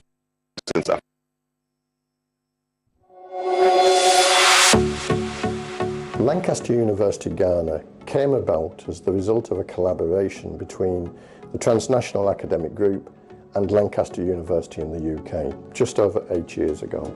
Our student numbers have increased, so we will be moving from here at the ANC Mall to a new campus in Tantra Hills at Shimoto. Not only is our new campus larger, but it will also have smart classrooms, hostels on site for both male and female students, and dedicated prayer rooms for both Christian and our Muslim staff and students. We will also have a dedicated sports complex and a modern, state-of-the-art library. So this is an exciting time for Lancaster University Ghana as we move into the future and the latest phase of our development. So we sincerely hope that you will be part of that future. and come and join us at Lancaster University, Ghana.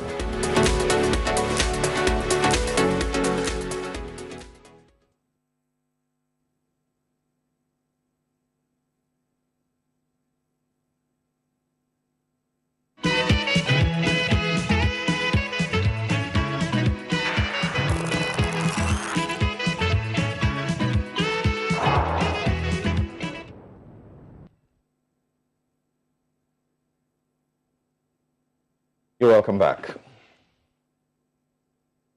And my guests for this morning's discussion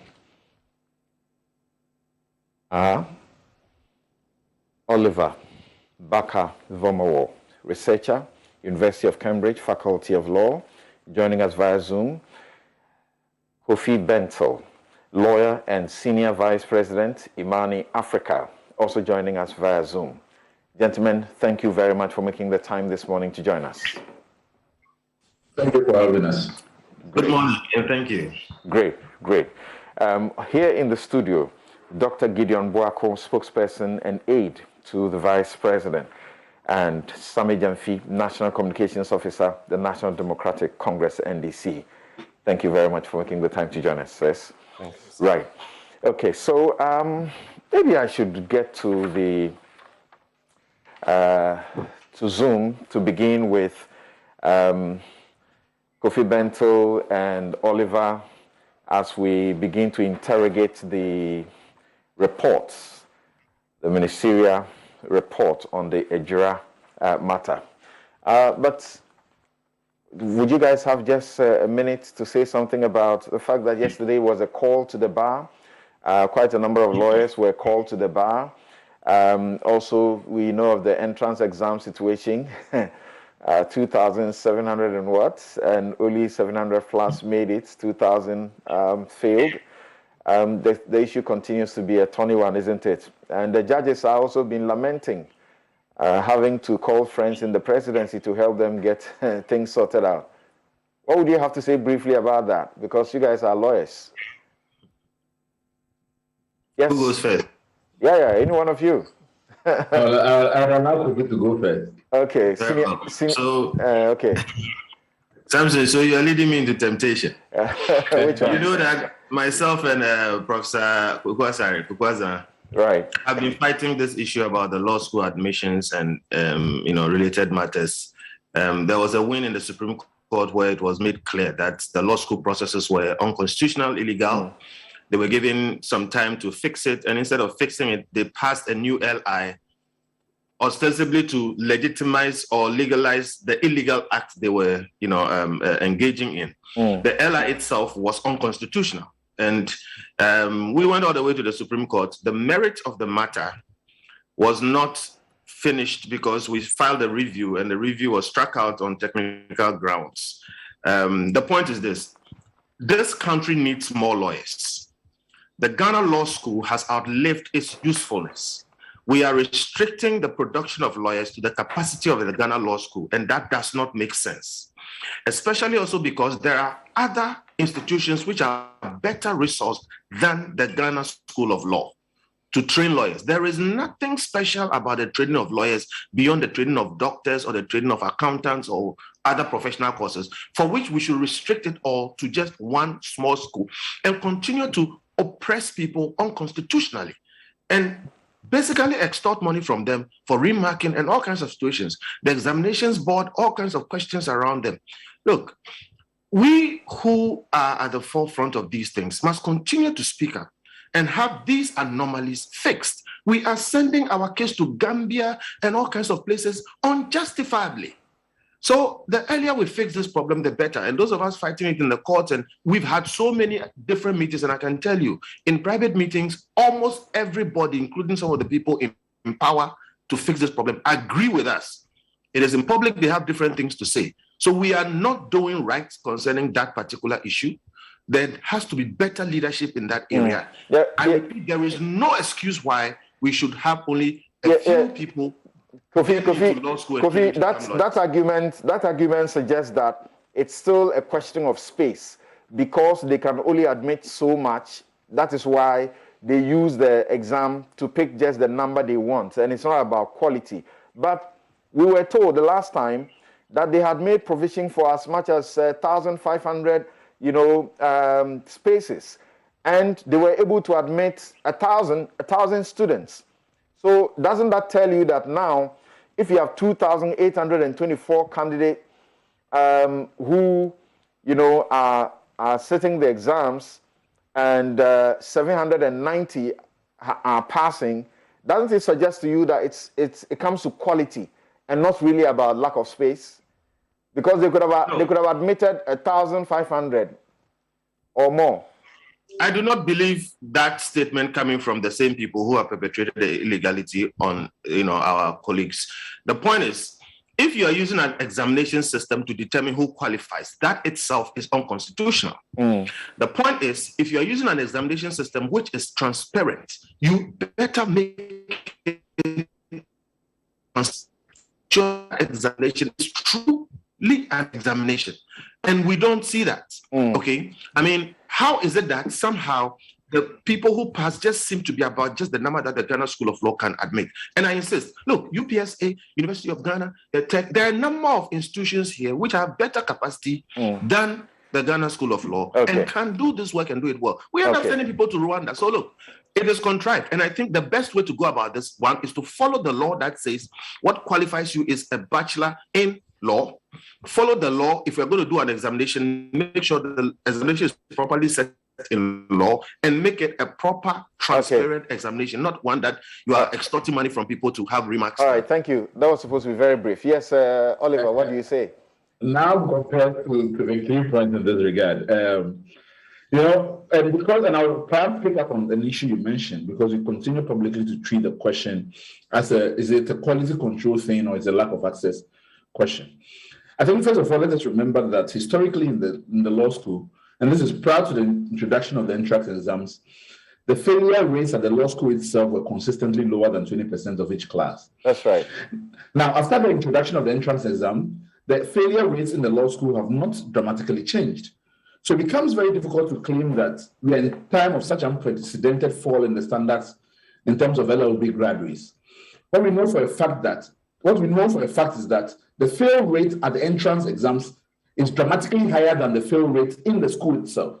So it's about access, right? It's not about whether or not the quality of the students we have now is inherently poor.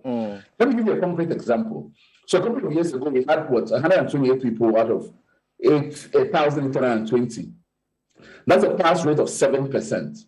Now, I saw a data that somebody had done to track the journey of that 128 people.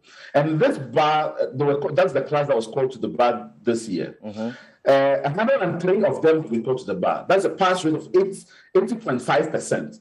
70% is 80.5%. It tells you that we really do not have a drop in quality. What you do have, the discrepancy is huge, because if only 7% could get into the school, that was only because that's the space that was available for people to be able to get into the school.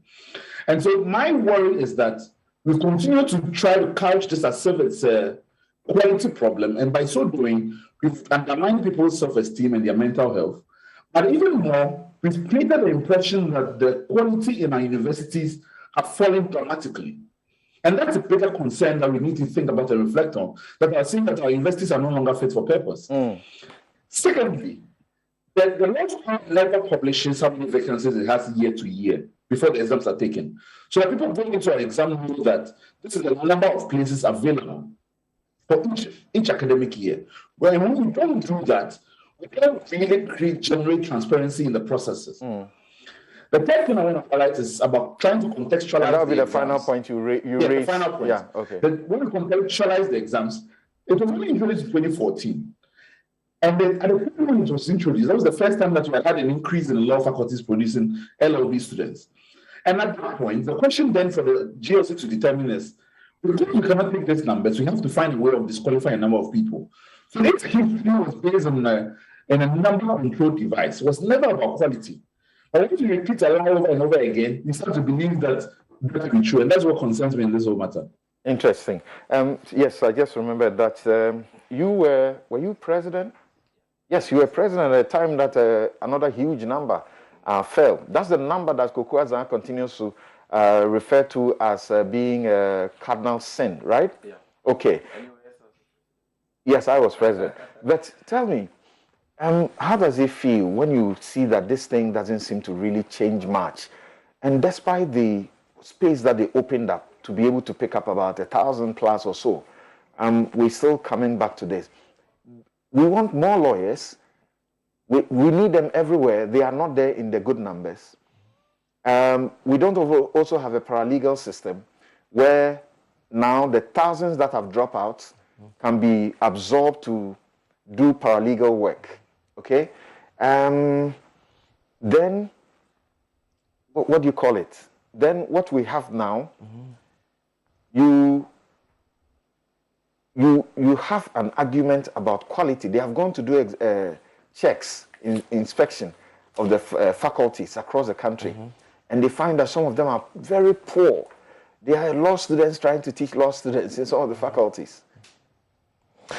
Well, Samson, I agree with the views expressed by Mr. Kofi Bentel and my brother Vamo, that the current system is unjust, unfair, and improper. We need more lawyers as a country. And the way to get more lawyers is to expand access to professional legal education. It is not only the Ghana School of Law that can run the professional law course. I believe that if we put in place a quality control standard, an accreditation, standard, we can have other institutions who are able to comply with those standards running the professional law course. And we can have a body, maybe the General Legal Council, monitoring and supervising these other institutions to ensure that they conform with the quality control standards that we put in place. You cannot tell me that the University of Ghana cannot get lecturers to teach civil procedure, criminal procedure, and the courses we do at the Ghana School of Law. I believe KNUST has that capacity, the University of Ghana has that capacity, and many other institutions. What is happening is a deliberate decision to constrict access to professional legal education by monopolizing, that area for the Ghana School of Law alone. And that, for me, is unacceptable.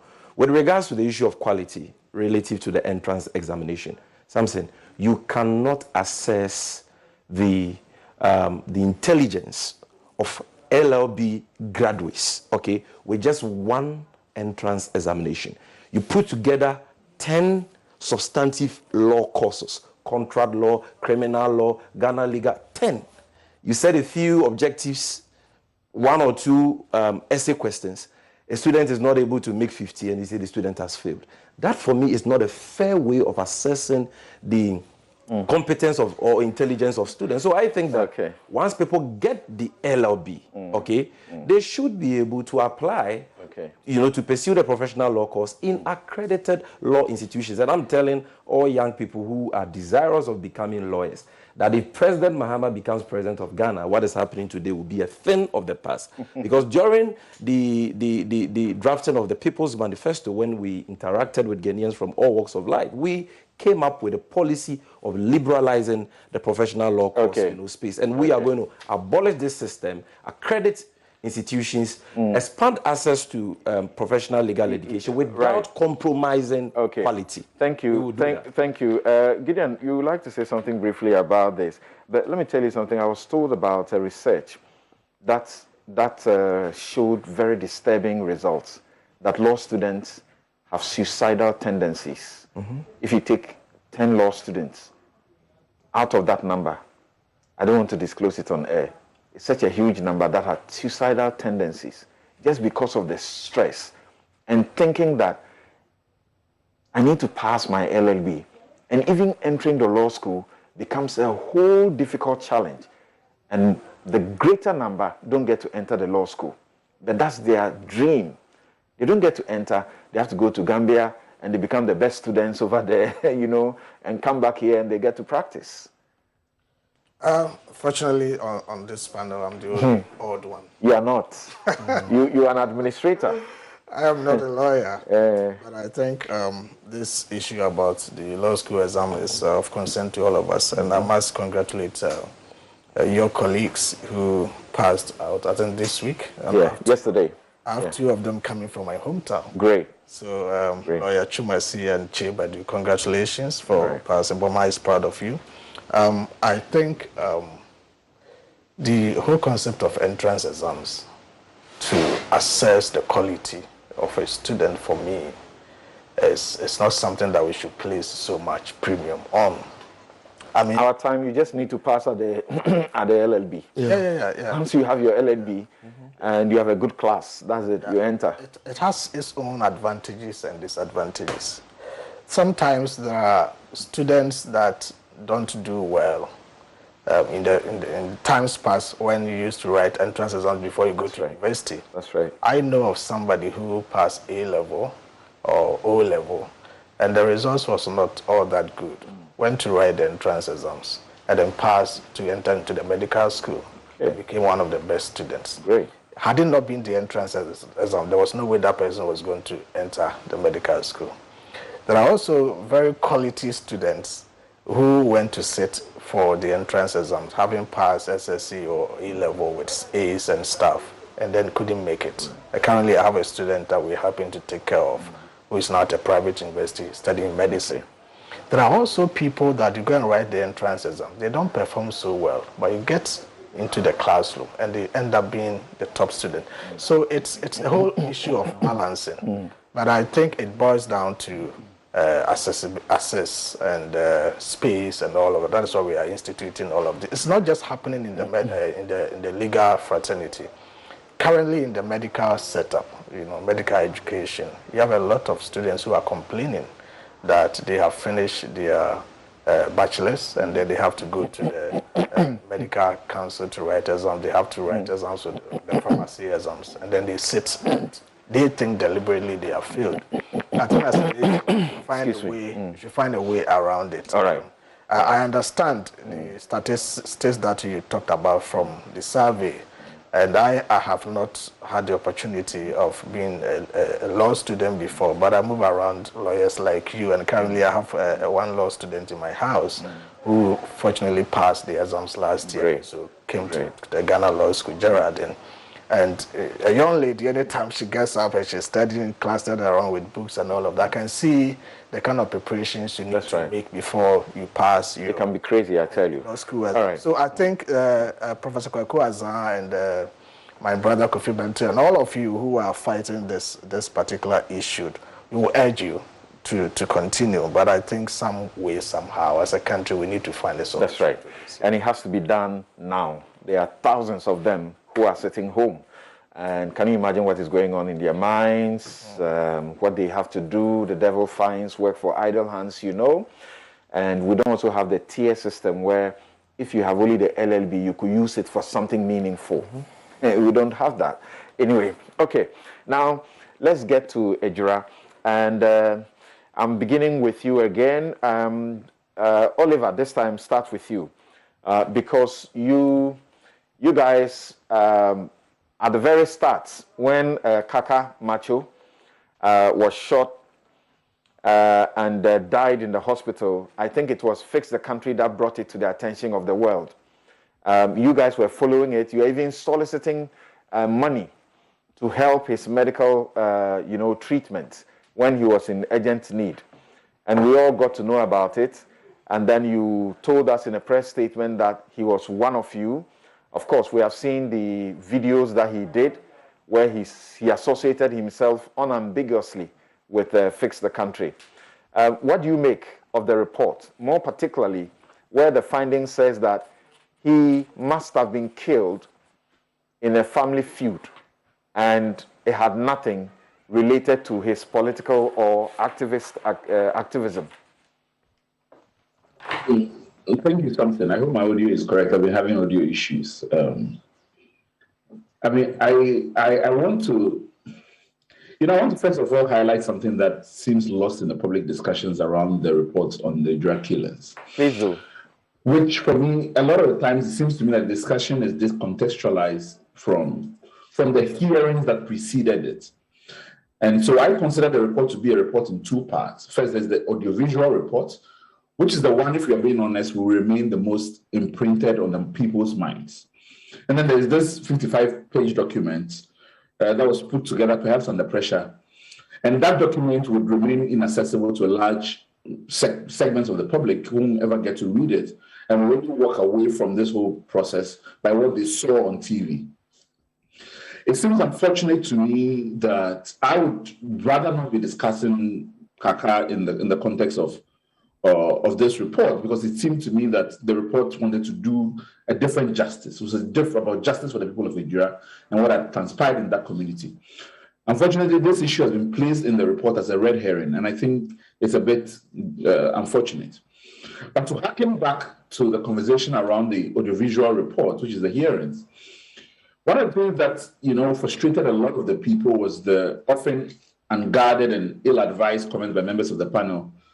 And many people walked away from that hearing understanding that, one, the members of the committee persistently described the people of Ejura as hooligans. Members of the committee actually laundered the theory and suggested it to witnesses that the people of Ejura shot themselves. Members of the committee created a context where the media was vilified for their reporting on the Ejura killings, and they set up credible media figures for ridicule and character assassination. And to me, through that process, we demoralized the media and their work, and confirmed for many journalists that no matter how much you put yourself in harm's way to report the truth, tomorrow you'll be the one vilified. And I think it's a shame that the report and the members of the committee did not have the humility in their report to disavow those comments and to reaffirm the role of a credible media to our governors. Particularly when you see a report that tells you that the committee was so impoverished in its fact-finding capacities that the report in its entirety almost relies on the work of the media footages by Multimedia and Co. Yeah. And if you take away the media footage, you essentially take away the report. Now, to a question that you have asked, which relates to the mandate and even purpose of the committee, if you remember, one of the biggest issues was what was exactly the terms of reference of the committee and what was its nature. Was it a fact-finding commission? If so, what powers was it endowed with? Could it compel the production of witnesses and documents? And was it seeing itself as a body that will only summarize witness statements? Or was it capable of making independent findings of facts? Unfortunately, we treated to a report. The significant part of that 55 report is just a summary of witness statements. So the terms of reference authorize a foray into the killing of Macho Kaka. And how does that relate to the police investigation into his murder and the circumstances of his death? And how would it even affect, and particularly, the fair trial rights of persons who have been remanded into custody so far? These are some of the questions that concern me as I read the report. Considering that this wasn't also a commission of inquiry, you are in a position where the individuals against whom adverse findings have been made can't have a right of redress. If they did it through what forum, for instance, and in what manner?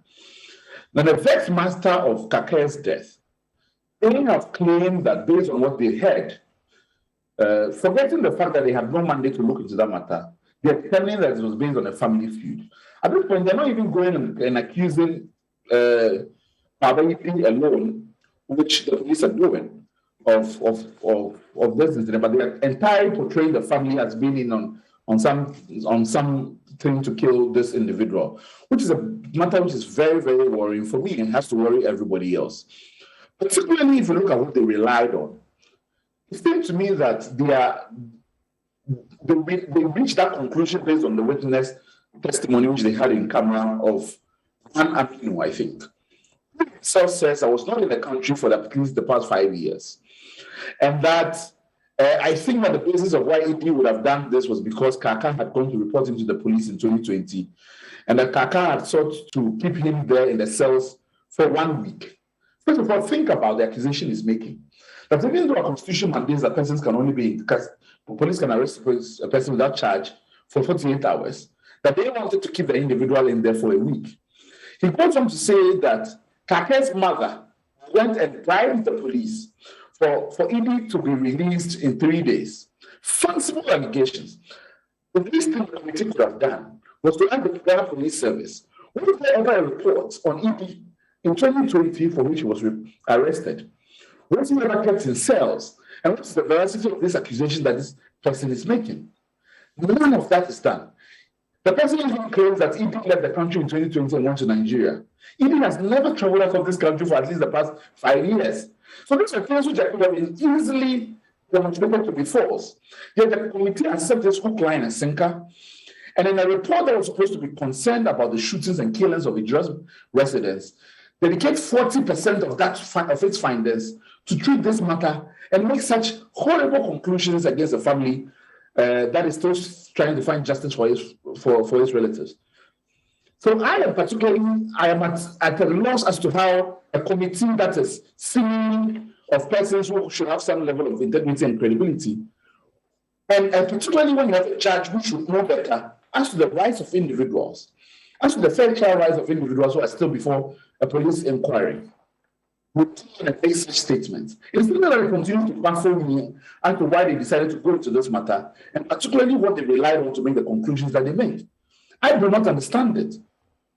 And I must give them credit that they admit that the shootings of the people of Nigeria were completely unjustified. But by putting this in the report, something which they shouldn't have been dealing with, now the significant part of the media conversation is to whether or not they should have been looking into this matter, and whether they had any basis to conclude that Kaka was killed by members through a family feud. So they have diminished and impoverished their own report, and which would have been one of the things which would have all been talking about, the boldness in coming out of a finding like this. And even when you consider, even in context of that finding, unfortunately for themselves, they undermine the weight of that finding that the killings were unjustified by saying things like, one, the live shooting into the crowd achieves its intended purpose of dispersing the crowd. Like, that is such insensitivity around the killings of people that I do not understand how a report of this or committee of this caliber would make such rookie mistakes. Okay. Secondly, when you look at the recommendations that they make, the first one talks about compensation for certain individuals in there. And it seems that first of all, they limited their recommendations to persons who were physically injured in this as the compensation. And I say that when you have a mandate to look into a matter like this, you have to recognize the psychological violence in the community, which is not something you deal with by paying compensation only. This is not something that they give enough attention to. Yeah, but they didn't really recommend compensation only. They spoke about the police station, the need to transfer the guys there, among others. Other matters as to whether or not they meet that standard. Now, if it's the truly fact-finding commission, it will be an inquisitorial process, right? You will not only be limited to determining who comes before you and testifies to you. You try to establish beyond that, which we do not get. So they couldn't even establish all the individuals who were injured in this and only limited themselves to persons who testified before the committee. That's one.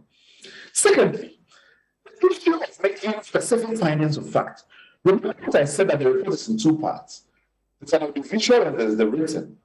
For the individual, you have persons of our administration who come before the committee and saying the people of Nigeria held guns and shooting. You make this finding of fact and determine that this is inaccurate. But you make no pronouncement as to the fact that these persons have come before you and lied before a commission of this important nature. Now, remember again the question about they not having any power because they were not set up as a commission of inquiry. It means that we are not even able to prosecute these individuals for perjury.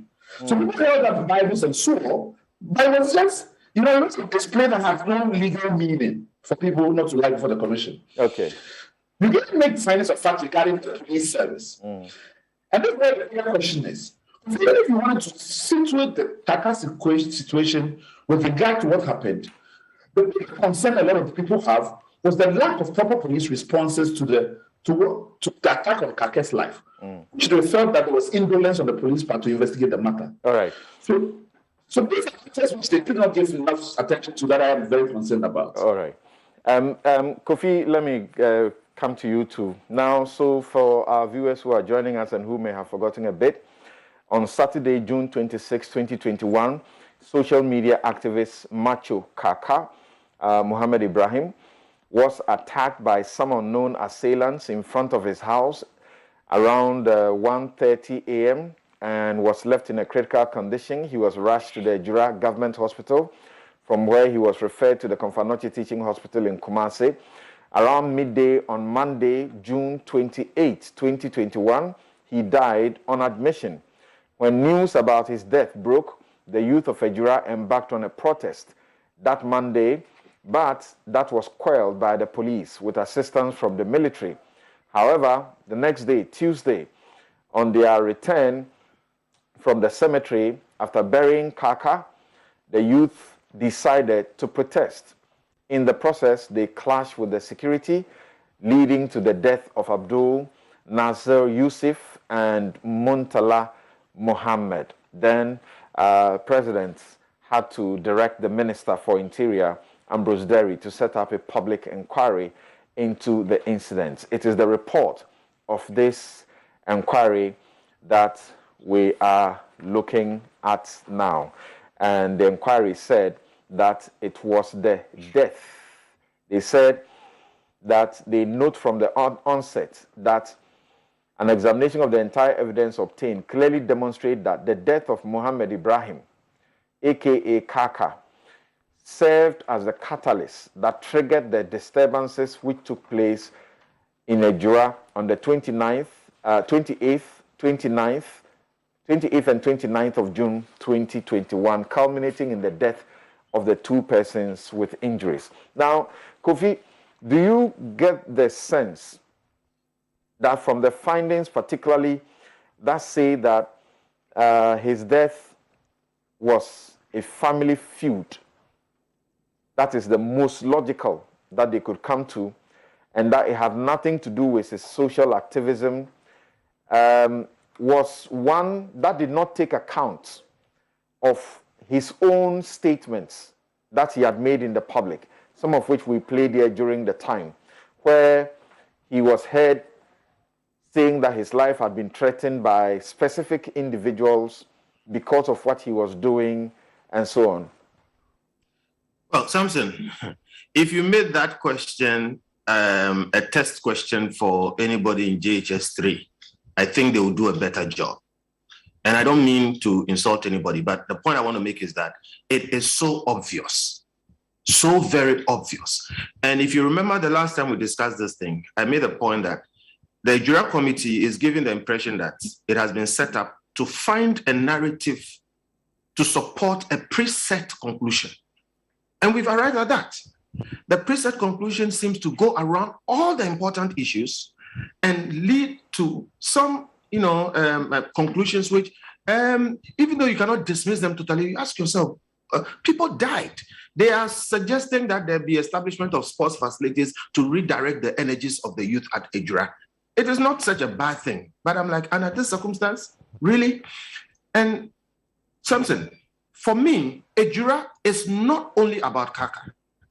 What happened in Ejura, Kaka is the biggest emotive aspect of it and a culmination of a series of mistakes. And I think failings of our system generally. So we make a mistake by limiting it to Kaka. I think that Ejura is essentially about the failings of our elites, of our leaders. You had a situation where something small happened in a town and the whole state needed to do something to, kind of contain it. We ended up with deaths. We ended up with all kinds of situations. It will be very, very difficult for you to convince me that a murder of a person like Kaka, where there was evidence, as in a body, okay, where there were witnesses, people said they saw somebody drag somebody, they saw somebody do this or that, where there was previous to that murder, threats that were reported to the police, etc. You can't convince me that that is the kind of murder which is so difficult to investigate that we've not been able to investigate it. We've not been able to find how it happened. We've not been able to understand anything. And we've just more or less concluded that it could have, may have been, and it is this or that. I cannot believe that one. You cannot convince me that a civil protest in a small town needed the whole district or even regional security hierarchy to invite the military, and that led to shots being fired, and that led to human beings dying, and a number of things going on, and that should lead to this series of recommendations. I mean, it is very, very difficult for you to... This is a fact-finding committee. unless they have the facts, do you think that they will make such a categorical statement? They said, we accordingly find that the death of Kaka was not, and that is emphatic, was not directly linked to his social media activism. It is more probably a family feud. This is also supported by the testimony of Aminu Muhammad, a resident of Ejura and a friend of the late Kaka. Johnson, we have elevated the work of a non-professional investigative body like the committee, okay, to forensic investigations into a murder. Look, they can say this is the fact that they found, but just like Mr. Vomao said, there were other glaring facts which they seem to have ignored. Okay, so look, maybe we did what we did with the committee, but from the beginning, you could tell there were things that, you know, undermine the committee's credibility, and it doesn't seem like their work has done anything to improve it. I think, and I repeat, this kind of is so mysterious that you can have professionals go into it and figure it out. The last time we talked about the fact that it was totally absurd to bury the gentleman. Okay, and we talked about how we could get so much more from even examining the body further. My point is the see. You have a recommendation also, which more or less skirts around the issues. In my mind, when you have a situation where a series of leadership breakdowns, okay, a series of authorizations seem to have gone wrong, leading to deaths, not one, deaths. It is catastrophic failure for which some people must be held absolutely responsible. The harshest punishment I see here is somebody should be removed, which means could be transferred, and other people are being asked to be transferred. If these people are incapable of acting properly under pressure and leading to deaths, you want them to be transplanted to another place? You know, so for me, the work of the committee is totally unsatisfactory. It undermines the credibility of the persons who sat on the committee. It clearly skirts around or avoids the glaring, obvious evidence and comes to conclusions which seem to suggest that this is the political class trying to protect a certain set of people. And I don't think we have solved the problems that led to what happened in Ejura, which is why I say it is bigger than Kaka. Okay. Ejura is connected to Ayawaso West and other places where we deploy military wrongly, we end up having deaths, and then somehow we find a way of papering it over, and then it happens again. Where will it happen next time? If we don't fix it, it will happen again. Okay. You know, you don't think, Sami, that when they find that upon examination of the entire evidence, there was no need or justification for the dispatch of a police riot vehicle, that's the water cannon, that, you know, we saw being chased around. There was no need for the dispatch of a police riot vehicle, water cannon, to the cemetery on the morning of June 29, 2021. This singular act, in the given circumstances on the ground, constituted an act of provocation. Both the district police commander and the deputy regional commander testified that it was the family of Kaka who requested for police protection during the burial of the deceased Kaka. This piece of evidence was denied by the family members of Kaka, who came to testify. When asked, both the deputy regional commander and the district police commander could not tell the committee the name and particulars of the said family members who made this request. It is observed that both the diary of action contained in Exhibit D, which is the docket built on the murder of Kaka, and the crime scene report on the murder of Kaka, and the demonstration at Ejura tendered as Exhibit C, did not contain the name and particulars of any such family member who made the request. The committee finds this piece of evidence as an afterthought. One wonders why the burial of Kaka should require police protection in the light of the events which happened on the 29th June. It would have been convincing if the riot vehicle had been deployed at either the police station or the municipal assembly. When they find this is what some of the portions that Oliver has problems with.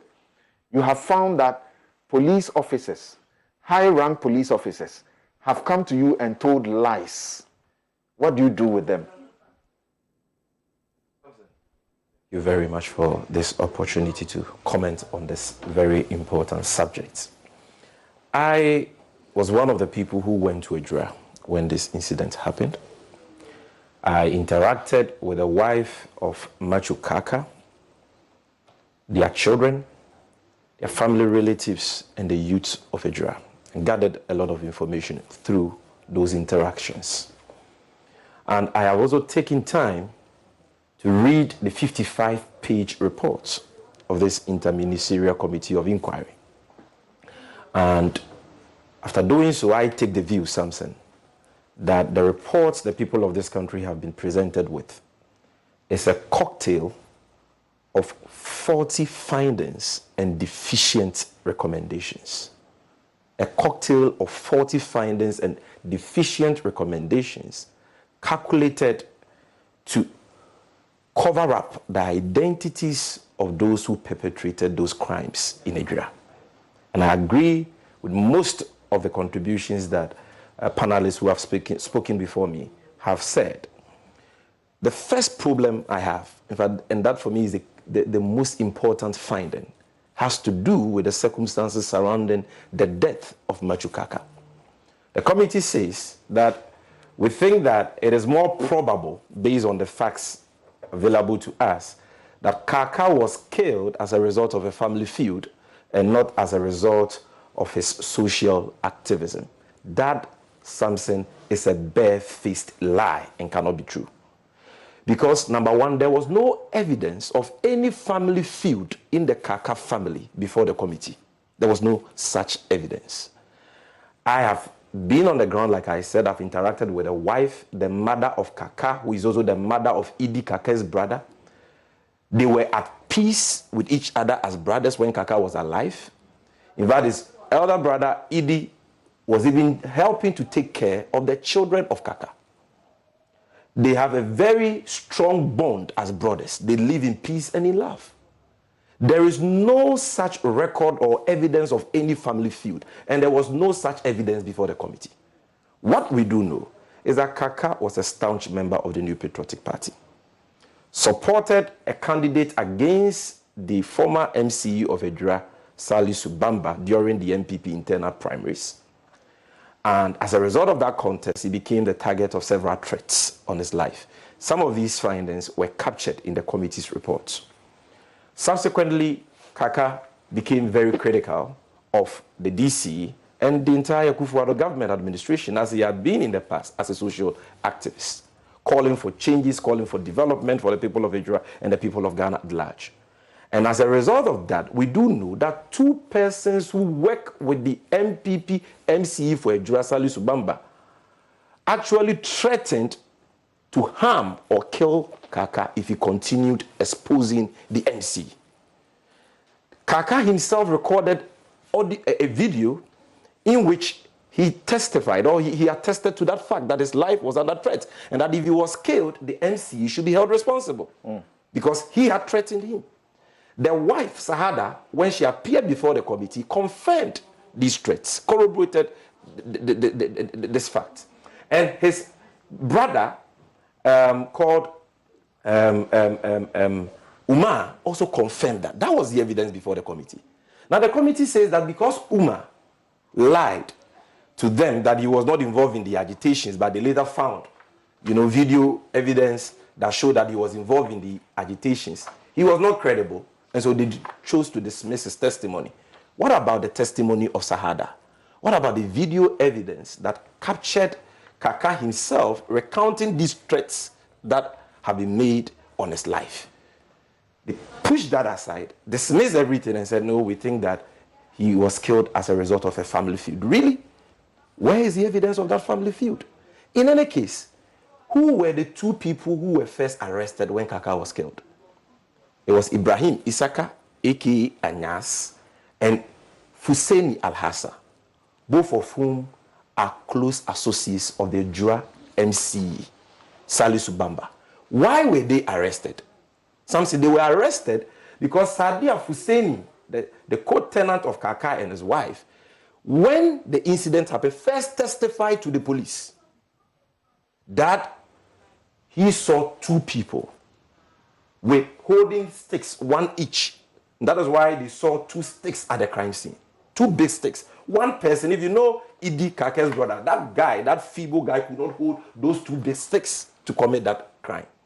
But the lady first testified that she saw 2 individuals and mentioned those 2 individuals. And that is why they were arrested. And in fact, are still in police custody.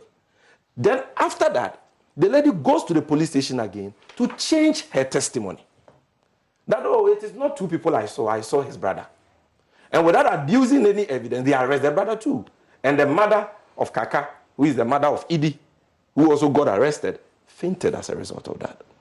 Now, it is the word of this Sadia Fusini, who has changed her testimony twice, but which the committee failed, to consider in their investigations, that the committee has accepted hook, line, sinker to make the conclusion that Kaka was killed as a result of a family feud, the evidence of which we don't know.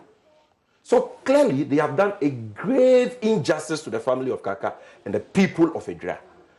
They had no business in the first place even pronouncing on who killed Kaka. Yes, part of their terms of reference said that they could inquire into matters that they considered incidental or reasonably related to the drug shootings and the killings. But issues which the police are investigating, how can you make definite pronouncements without giving us any facts, any evidence?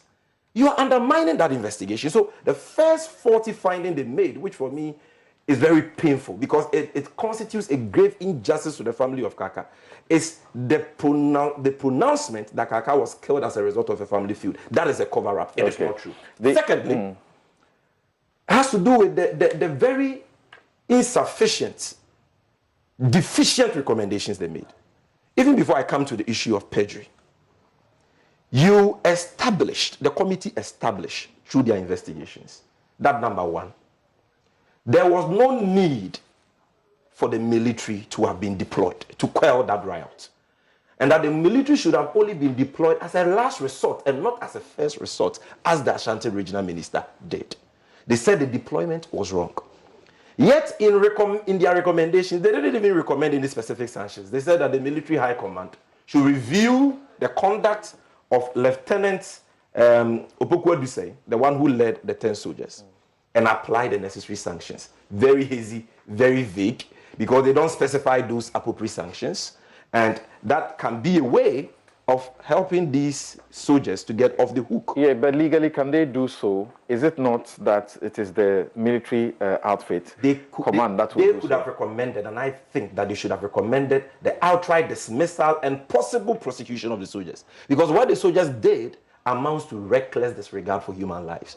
You went, met a peaceful crowd demonstrating. Yes, they were holding stones and sticks, but they had not attacked anybody. Okay? And you actually... They lied that they first gave verbal warnings. The committee said they lied about that. You started shooting into the air indiscriminately. According to Erastus' evidence, which was upheld by the committee, they lowered the angle of shooting. And some actually knelt, aimed, and shot at people. 2 people were killed as a result of that. Many injured. That is murder. Okay, so the committee should have recommended the outright dismissal and prosecution of these soldiers. They cannot get away with that. This nebulous recommendation of reviewing and applying that. What animal is that? Right. And then once the deployment was wrong, I was expecting that those who were responsible for that wrong deployment, Simon Osei-Mensah, the Ashanti regional minister, Brigadier General Joseph Apo, the general officer commanding Central Command Kumasi, and then Lieutenant Colonel Kwesi Warepepra, the commanding officer of the 4th Infantry Battalion, who were responsible for that, sanctions would have been recommended against them. They didn't do that. They've left all of them out. And then finally, they established, like you said, that number one, senior police officers lied that the family of Kaka actually impressed on us to come and provide security for the burial, which was a barefaced lie. The family denied that, and the committee found out there was a lie. They again lied that they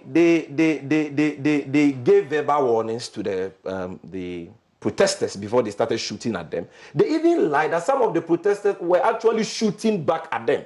And one of the soldiers who testified before the committee suggested that It is the gunshots fired by some of the protesters that actually killed those people. That's right. All of that were found to be lies. And yet no recommendations for sanctions or punishment were made against these senior police officers. Okay, thank you. The final one. You said final earlier. This one, you will like it. The final one.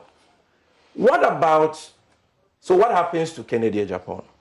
After all the things he said about your reporter, Irasu Sasaredonko, that he went to the committee, lied, threatened him with harm and all that, and even attacked multimedia. It so happens that everything Irasu said was backed by facts and evidence, and his testimony was upheld by the committee. What is President Akufo-Addo doing about that? Why is Kennedy Japan still free? He's not under the committee. Thank you. Now, Gideon, to the issue. Now, Gideon, you see what happened, and the president on the 2nd of July, as I remember, already removed the DCE. Yeah. So what did the committee mean when they said the DCE should be removed? Well, I think the committee had a task to perform, and they have exercised that and given a report. We're talking about Ejura. Right. And the matters of the demise of Kaka, and 2 others, Nasir and then Mutala, and some other 3 who were injured.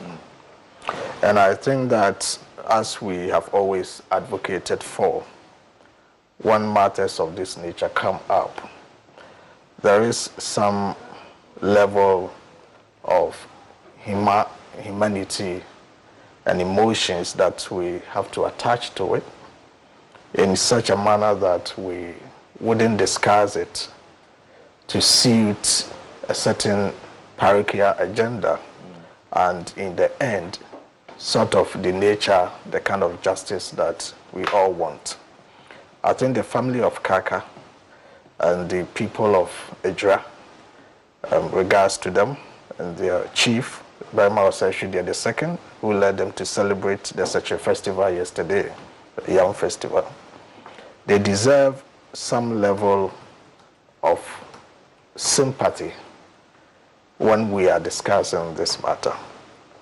When the matter came up at first, there were a whole lot of comments, a whole lot of people's opinion that were brought to bear in the discussions, to the extent that allegations had been made that the death of Kaka was instigated by the establishment, and that because he was a member of Face the Country and criticizing government, that is why he had to suffer what he suffered.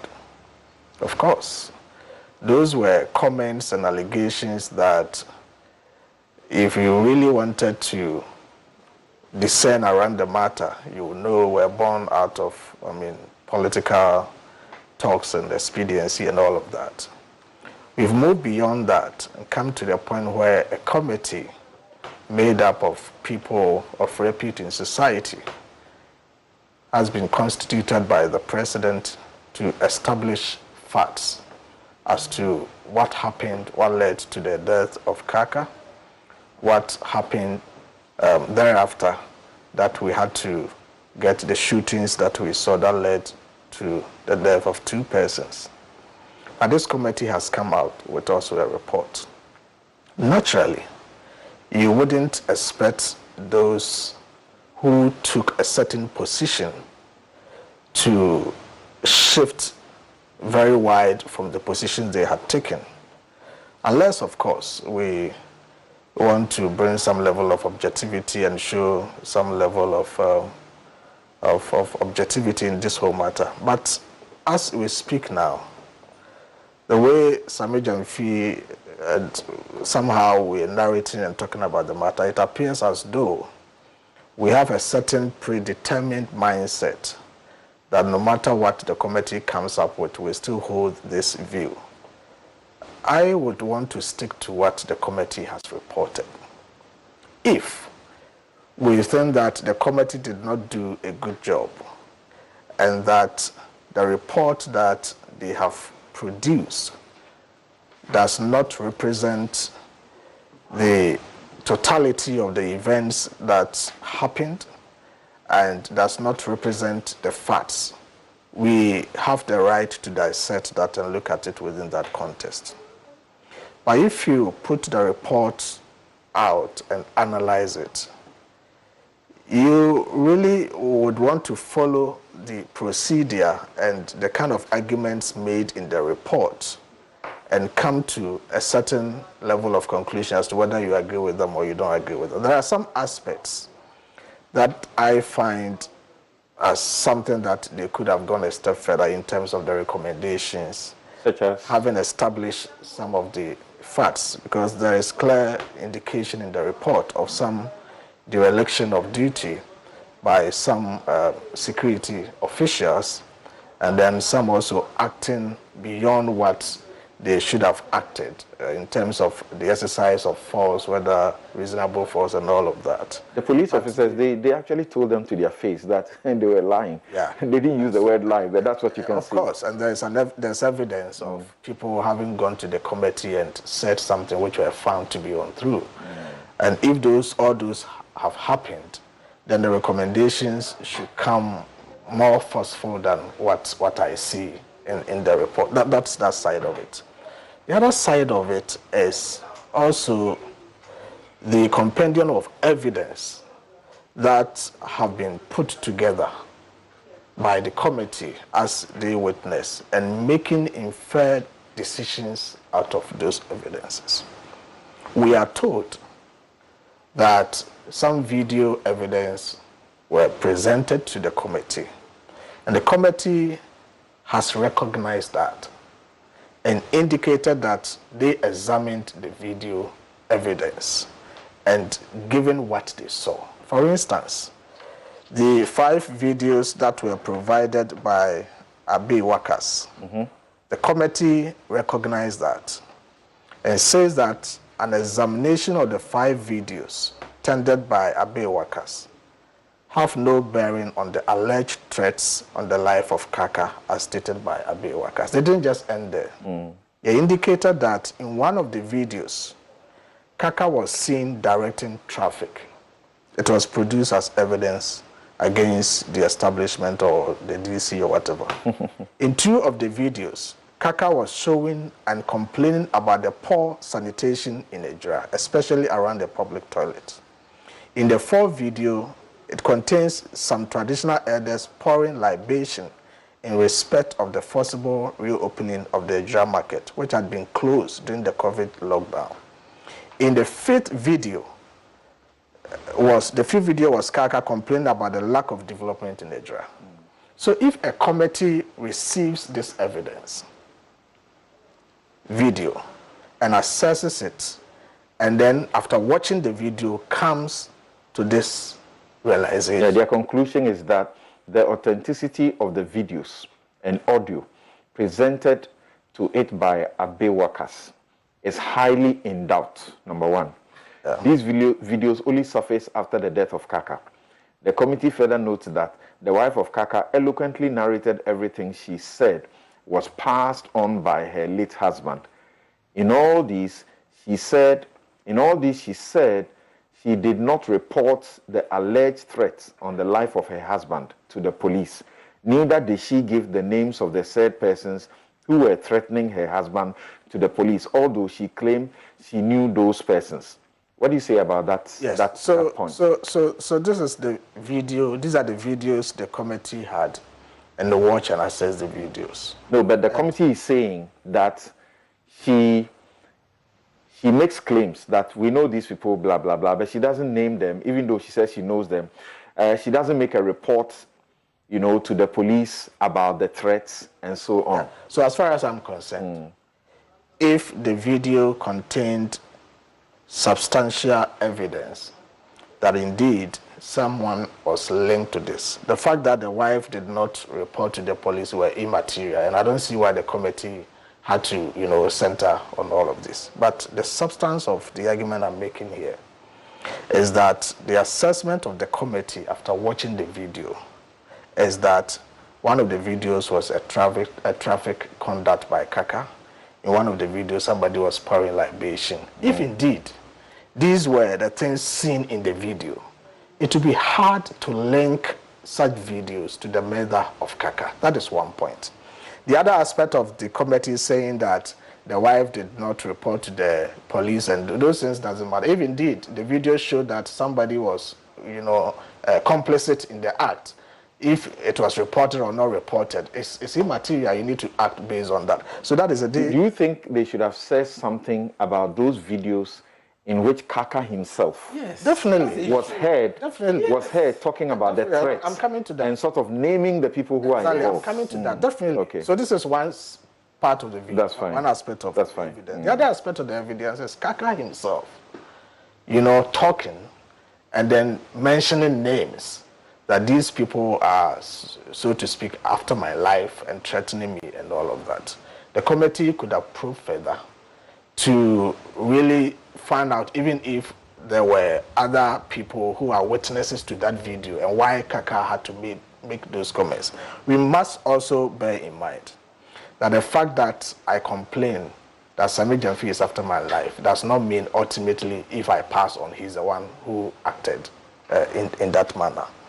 Then there was another evidence by Sadia Fuseni, and I think the committee relied heavily on this evidence. They did. Sadia, who is a tenant in the house that Kaka also lives, and had indicated that on the night of the incident, she was performing ablution and then heard a noise that she suspected, and then decided to kind of figure out what was happening. And to her utter dismay, discovered that somebody was dragging Kaka. Right. That happened to be the brother of Kaka, as she alleges. And then she did not keep the news to herself, went to other co-tenants in the house and drew their attention, including Kaka's wife. And according to the committee, Kaka's wife had admitted that indeed the woman came to her, that something had happened. And then in search with a torchlight, they found Kaka's body lying somewhere, either lifeless or near lifeless. So that is also another aspect of it. And the committee thinks that this story by Sadia was corroborated by another tenant, Munir Ratu Alasa, who also testifies that indeed the tenant came to knock on their doors. They all went out and saw Kaka's body. In fact, one of them had also indicated when she came out, she saw Kaka's brother leave the house. So the committee seemed to have relied heavily and solely on this evidence by Sadia. And then, jettison the other evidences that were tendered before them. As we are made to understand, this is a fact-finding committee. That's right. If there's another step to be taken, I'm not too sure whether in the legal way the committee had the mandate to kind of go beyond the fact-finding and what are the next steps to be taken. If these are the facts that have been produced, the police or the prosecution authorities have the other responsibility and task of going beyond this to establish truly what happened at the law courts. And so I think within that context, I wouldn't want to fault so much the committee, and I wouldn't also swallow whatever they And I think we should all be appealing to Kaka's family not to be in a hurry to reject things. We are hearing them say that they are rejecting whatever money or compensation that comes closer to them because they are not interested in all of those. Of course, all right. All right. So thank you.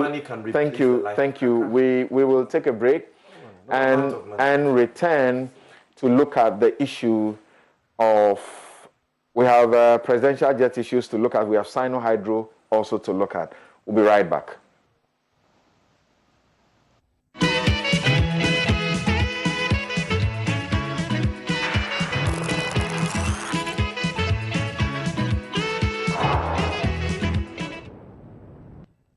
Discover the secret of Alphabet City. A modern gated community with bright and spacious 2 to 3 bedroom apartment unit situated in a stellar location at Sakumonok. Each apartment block is equipped with elevator, fitted kitchen and elegant bathroom fixtures. Use an interest-free payment plan of up to 5 years or a mortgage financing of up to 20 years to secure your dream home now. There is nothing more than a secure home. Invest in Alphabet City today for a guaranteed returns on your income property investment. Call us now on 024-011-1119 or 050-4499-999. Alphabet City, the ABC of Home Sweet Home.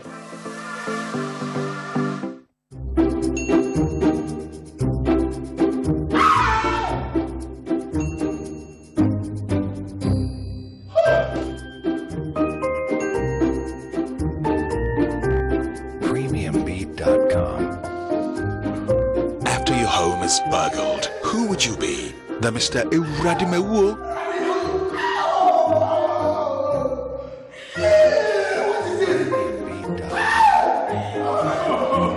Or the Mr. Obinsomiwo?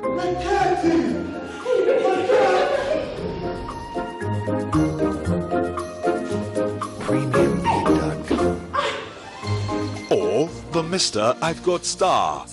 Star Home Policy makes all the difference when burglary happens. Live. Let Star take care of it. Sign up to Star Comprehensive Homeowners Insurance today. Star Assurance, your solid partner. After all I put into that building, suddenly cracks everywhere. I mean, how? The contractor said the building materials were imported, so I didn't worry. Now I have to pay for the whole building to be built again. All you need is Fab 500 steel rods to take care of your building stress and yours too. Choose Fab 500 steel rods from Fabri-Metal. It's remarkably strong steel. Fabri-Metal, your partner in steel. The Bank of Ghana has introduced a new coin. It's a 2 Ghana cedi coin to facilitate business and ease pressure on the lower denomination banknotes. The new coin has a 10-sided bimetallic material with outer gold color and inner silver color. The front image is the Ghana coat of arms and the back image is the Jubilee House. It has a latent image on the front which changes from the numeral 2 to a star when tilted. At the back is the small lettering of Ghana to cedi in the gold area. Accept the coins and use them.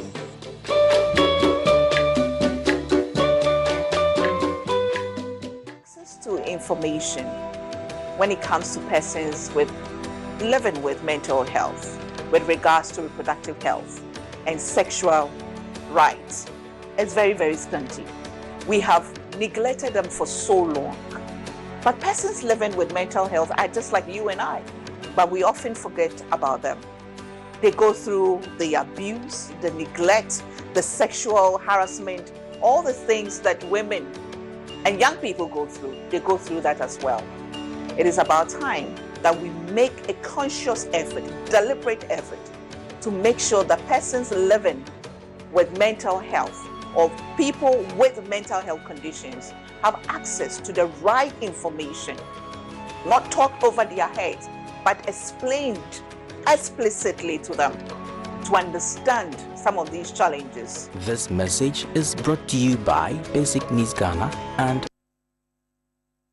Faster Limited is your perfect choice for quality concrete products and affordable roofing systems. We are specialized in pre-stressed beams and ceiling blocks for your modern story buildings. We also have standard covered pipes, curbs, pavement blocks, walkway slabs and U-drains. We also produce long span roofing sheets of different shapes and designs for your building. All Faster products are made right here in Ghana and of good quality. Locate us at Mile 8, Kaneshi Winneba Road near Old Wager Police Barrier, Oyibi opposite Gotri Farms near Supreme Genesis, Adriana opposite NTHC Properties, Spinters adjacent Zenith Bank, Takoradi, Kasarodo and Cape Coast Akon, or call us on 0208 115 070 or 0577 684 142 or 43. Faster, your Adoye.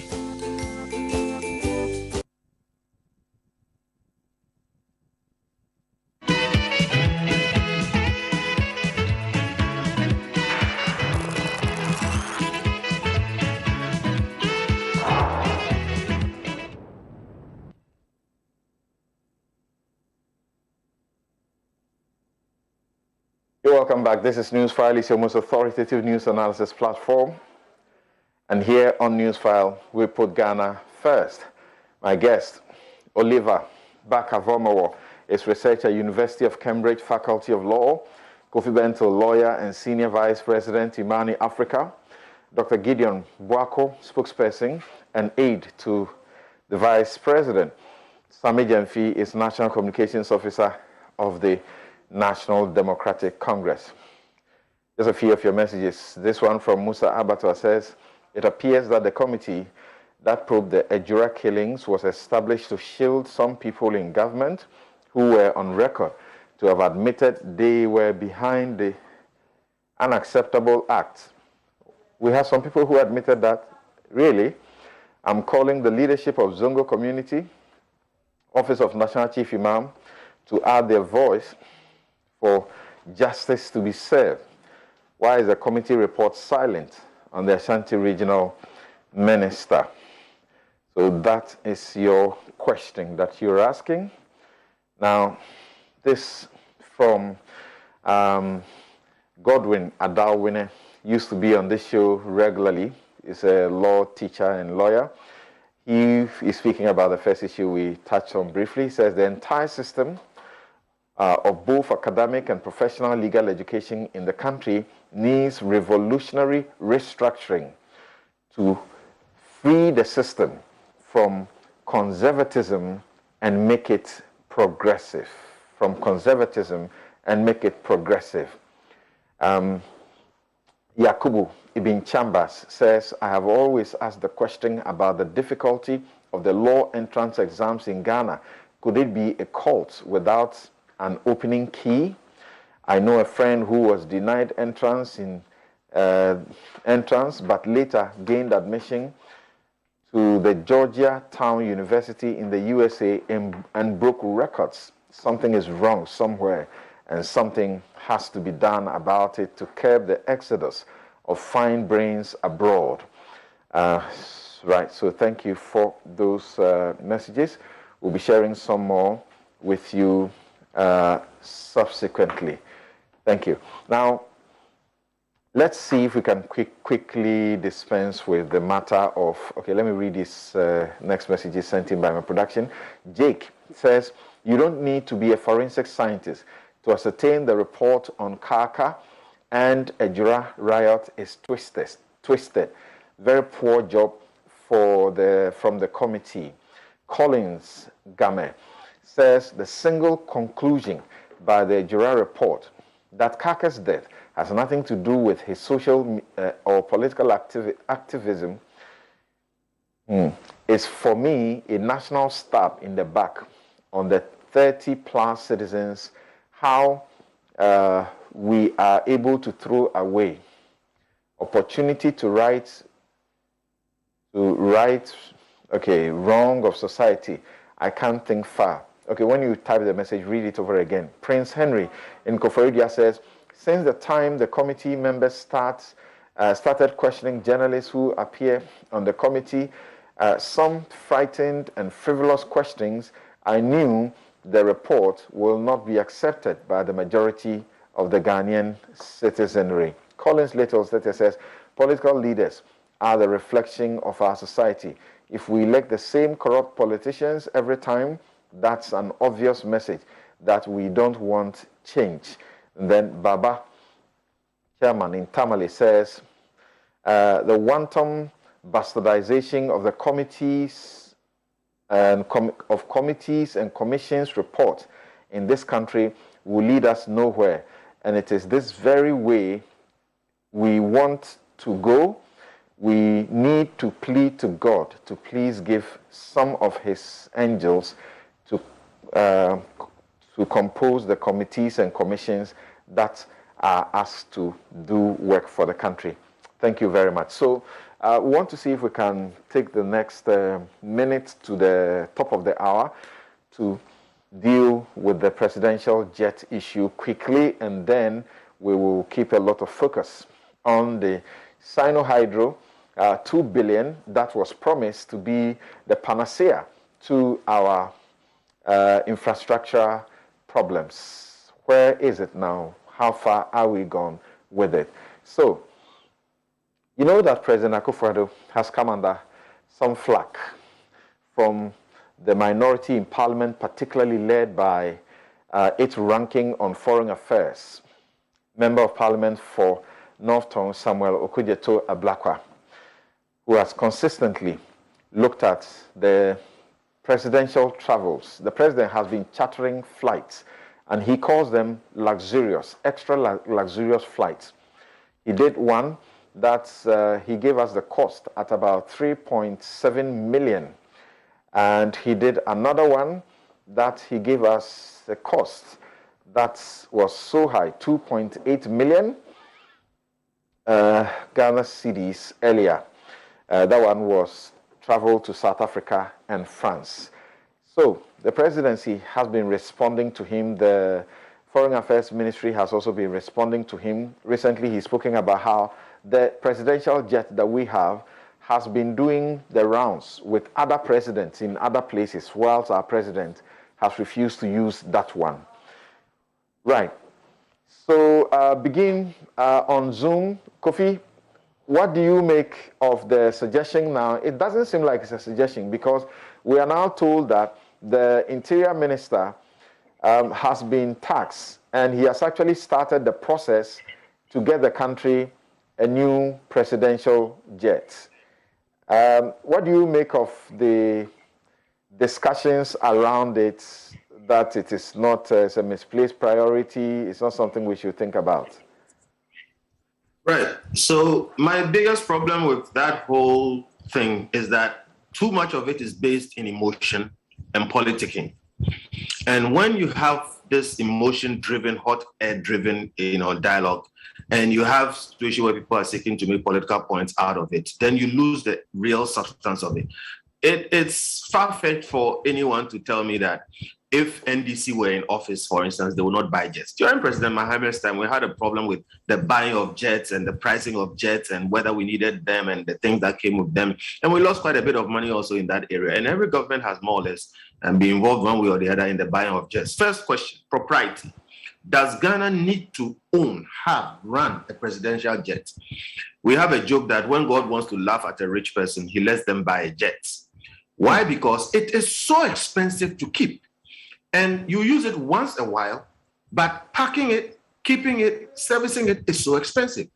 Now, if we were doing this not emotively and for the purpose of politicking, you will realize that there are so many options to actually owning and running a presidential jet. By the way, for a country which has an air force and therefore pilots, etc., some of the cost is already, we already have borne the cost, so we can do that.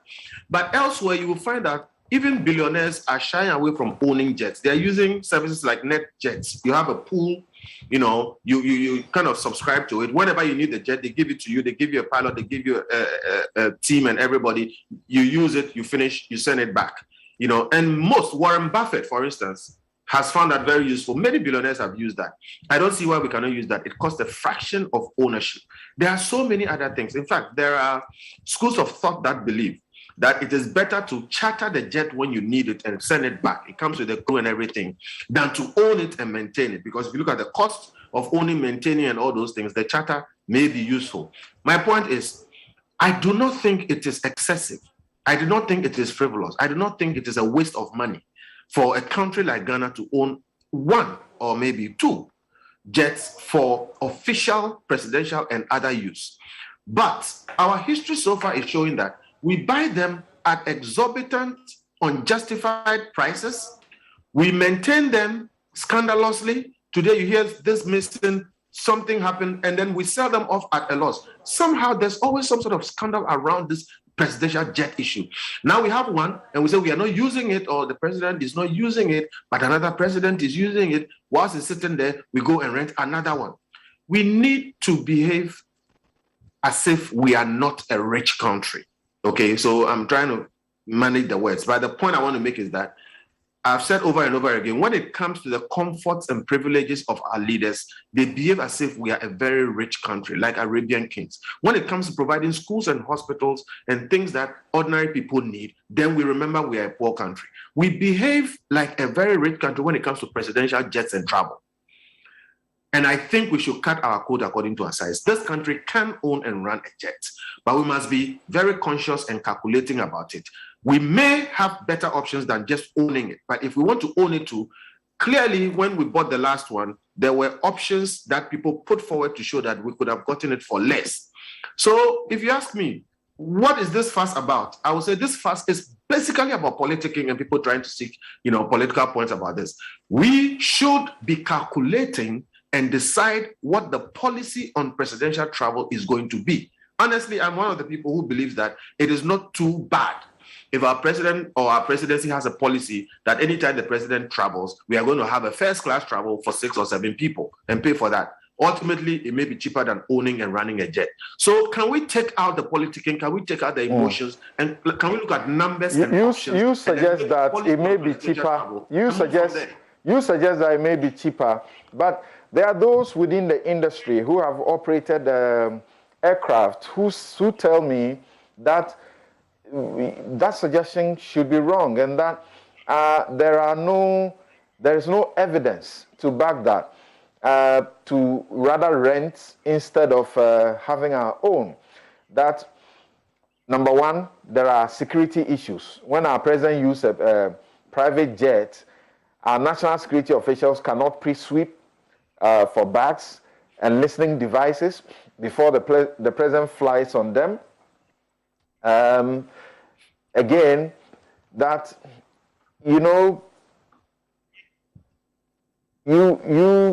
I'm told that this